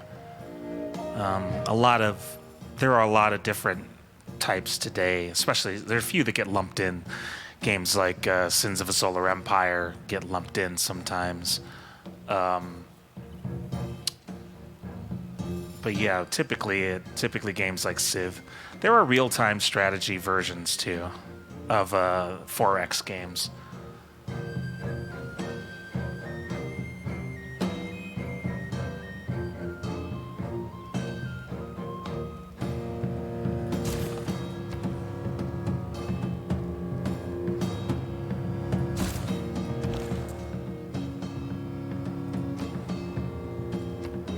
Hong Kong, yeah, let's go there. Lots of gold.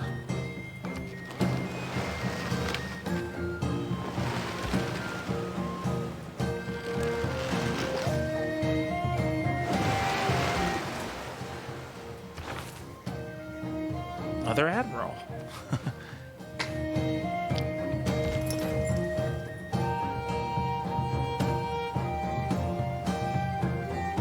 Ooh. So does that mean I get... Oh, nice. So that Great Admiral actually had a pretty huge bonus. It gave me the ability for my... normally I'd have to research this, and all my naval units can now cross ocean tiles. Normally I'd have to research that, but I don't think I do anymore.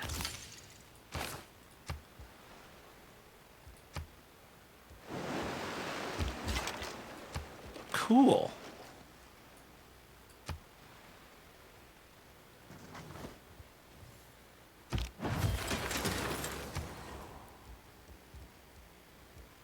Let's see if this galley will do it. Oh, sure will.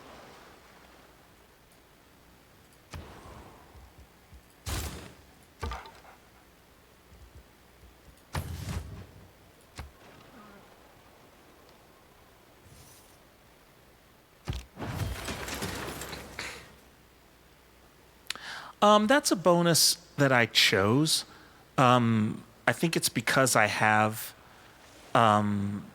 built royal dockyards, I think in every city that I have. Since I built them, they're all generating Great Admiral points. And so I accumulate those at a pretty high clip. Certain districts in your cities, like the campus here, will generate... if someone's working in them, they will generate a certain type of great person point. So a campus, for example, would be a great scientist point. So somebody like Einstein, you would be able to recruit eventually. And it's all out of order. It doesn't matter what time period the person's in. But yeah, they will confer bonuses. So I think, but you can also choose to pass up an admiral if their bonus isn't exactly what you need. Pass up a great person.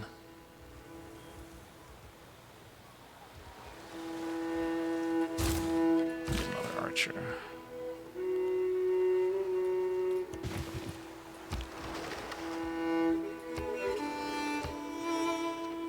Need a fishing boat.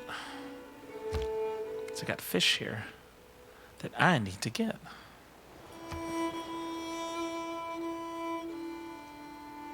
Looks like the Koreans and the Swedes have made peace. It doesn't look like... Huh. Looks like Koreans might have gotten one of Sweden's cities. Doesn't look like there was much damage, though. Which is probably why the war is over.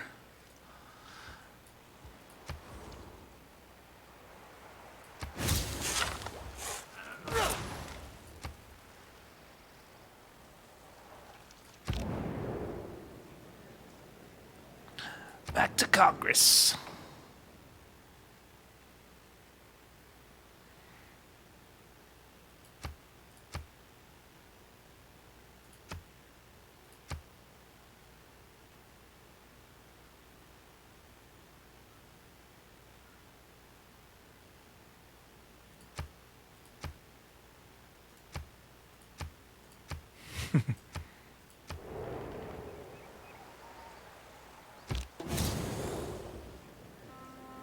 Oh, interesting. I cannot imagine any condition which would cause a ship to founder. Modern shipbuilding has gone beyond that. Captain E.J. Smith, RMS Titanic. Famous last words.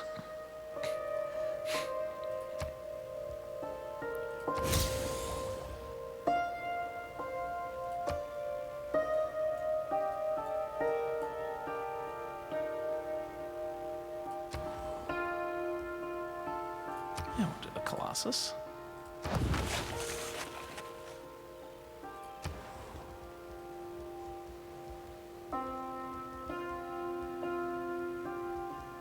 Oh yeah, you guys need amenities.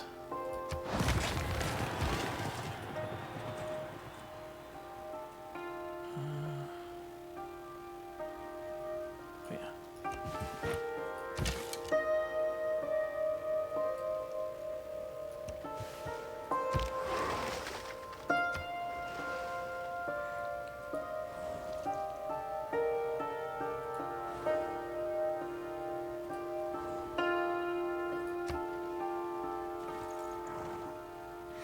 Looks like we've got some religion spreading going on here. Protestantism.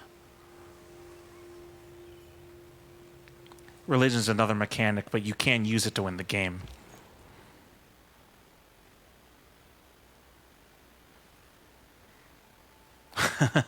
Nice.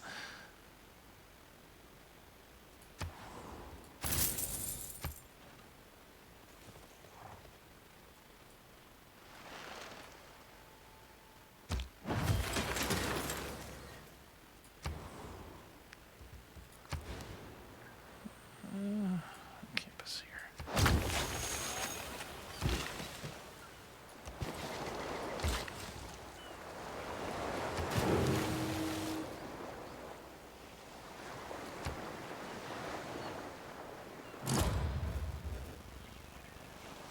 No hour of life is wasted that is spent in the saddle.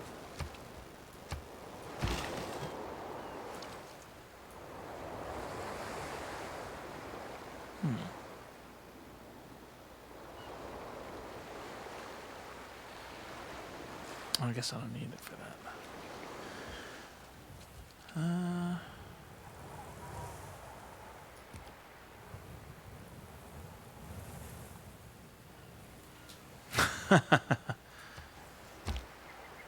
The definition of insanity, right?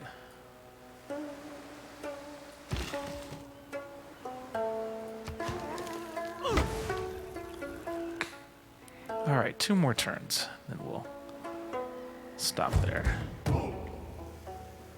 Oh, a drought hitting my land.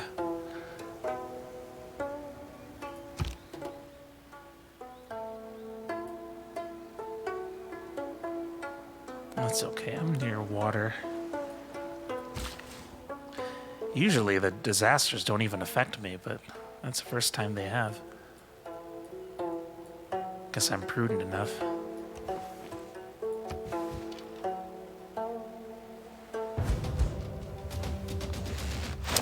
Barbarians! Oh, jeez.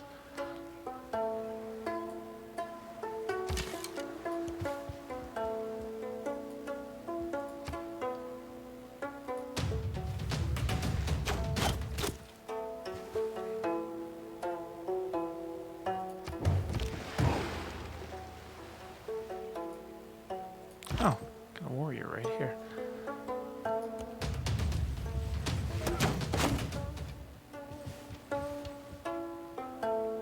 Tough archers, jeez. Yeah, I figured this quadrium would.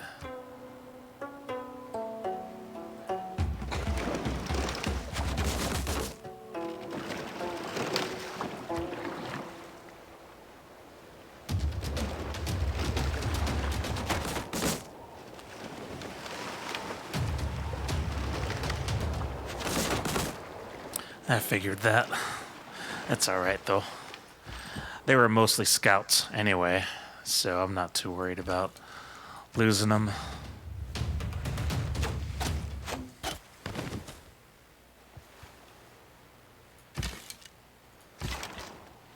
Yeah, fine. And that was a free unit anyway.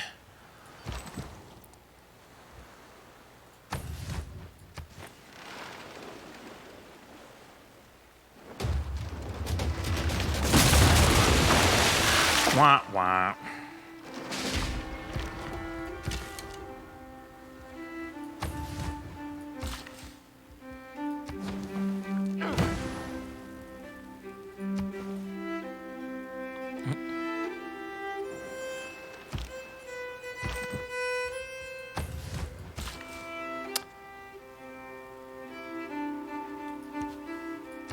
Do that. Aha! Piece, pound maker. They sank my battleship. Ah, the Cree Nation.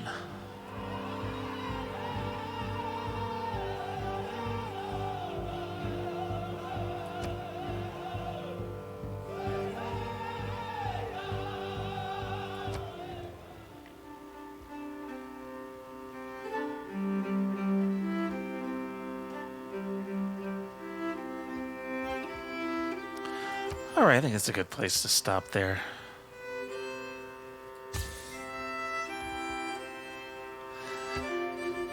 So as you noticed, the music in this game is really cool. I really like it. It fits the game well. And again, if you spend as much time with the game as you do with Civ, then you better hope the music's pretty good. And they really made it work, especially in Civ 6. They did a great job with the voiceover. Sean Bean did a fantastic job with all this voiceover in the game. It's really, really cool. It's a really cool game. I like it. Again, I'm terrible at it. But, yeah, there's definitely... there's a phenomenon in the game. It's kind of funny. Civ tends to make you want to play one more turn each time. It's kind of funny. They even call it that, one more turn. And because it's just one more turn, Maybe you're waiting for that one unit to complete, or maybe you're waiting for that one thing to fire, or maybe you're just about to take over a city. But you won't know unless you take one more turn. So it's kind of funny. So I hope you enjoyed that. I really like the Civ games. They're really fun. They can be very complicated, true.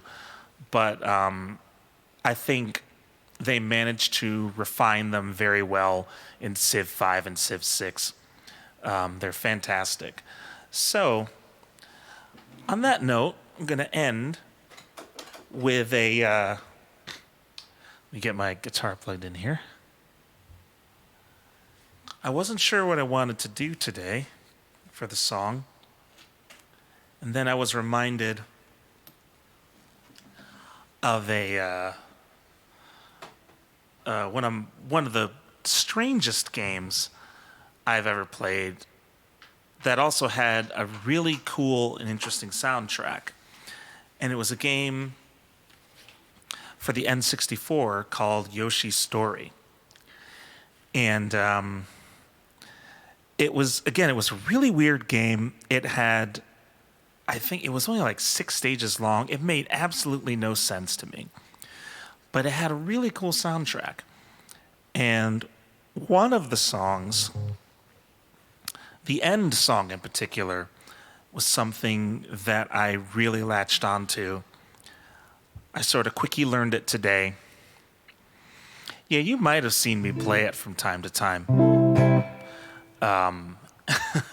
You might have seen me play it. It's a weird game. It makes absolutely no sense. But I really liked the last song so much. I kind of quickly learned it today, so I apologize if I screwed up. But I'm going to try and do the ending story from Yoshi's Story.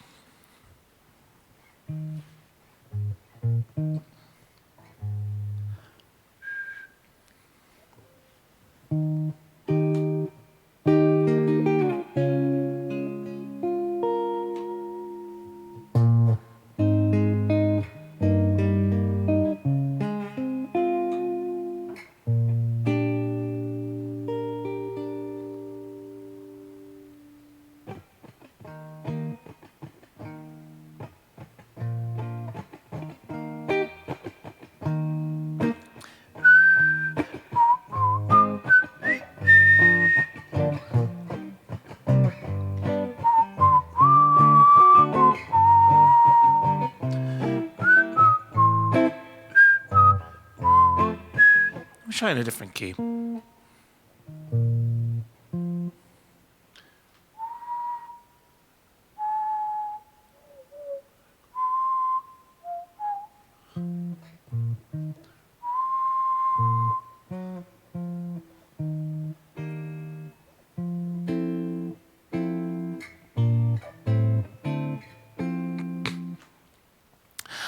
The main star was Yoshi, just one of the little green dinosaur that was introduced in Super Mario World ages ago, and has since had a lot of games on his own. But yeah, it is a weird character, and again, the Yoshi's story in particular is a really weird game, but it had some really cool music. I'm gonna try this again.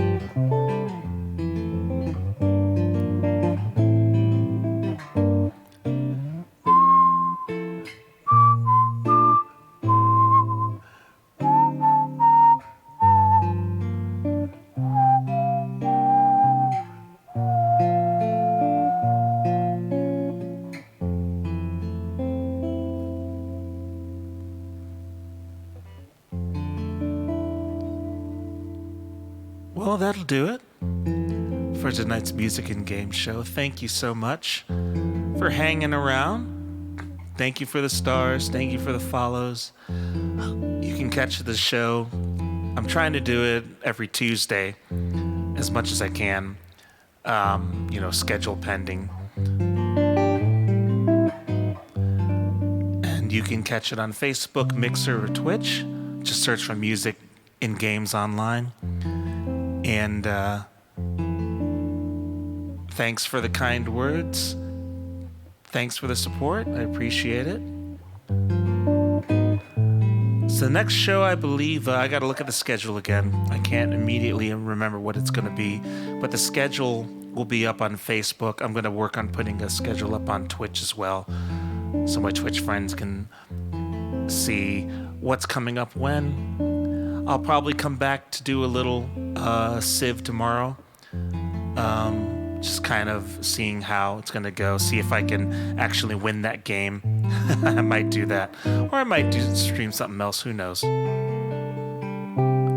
But anyways, thank you all for joining me. Hope you have a wonderful night. I'll see you next week.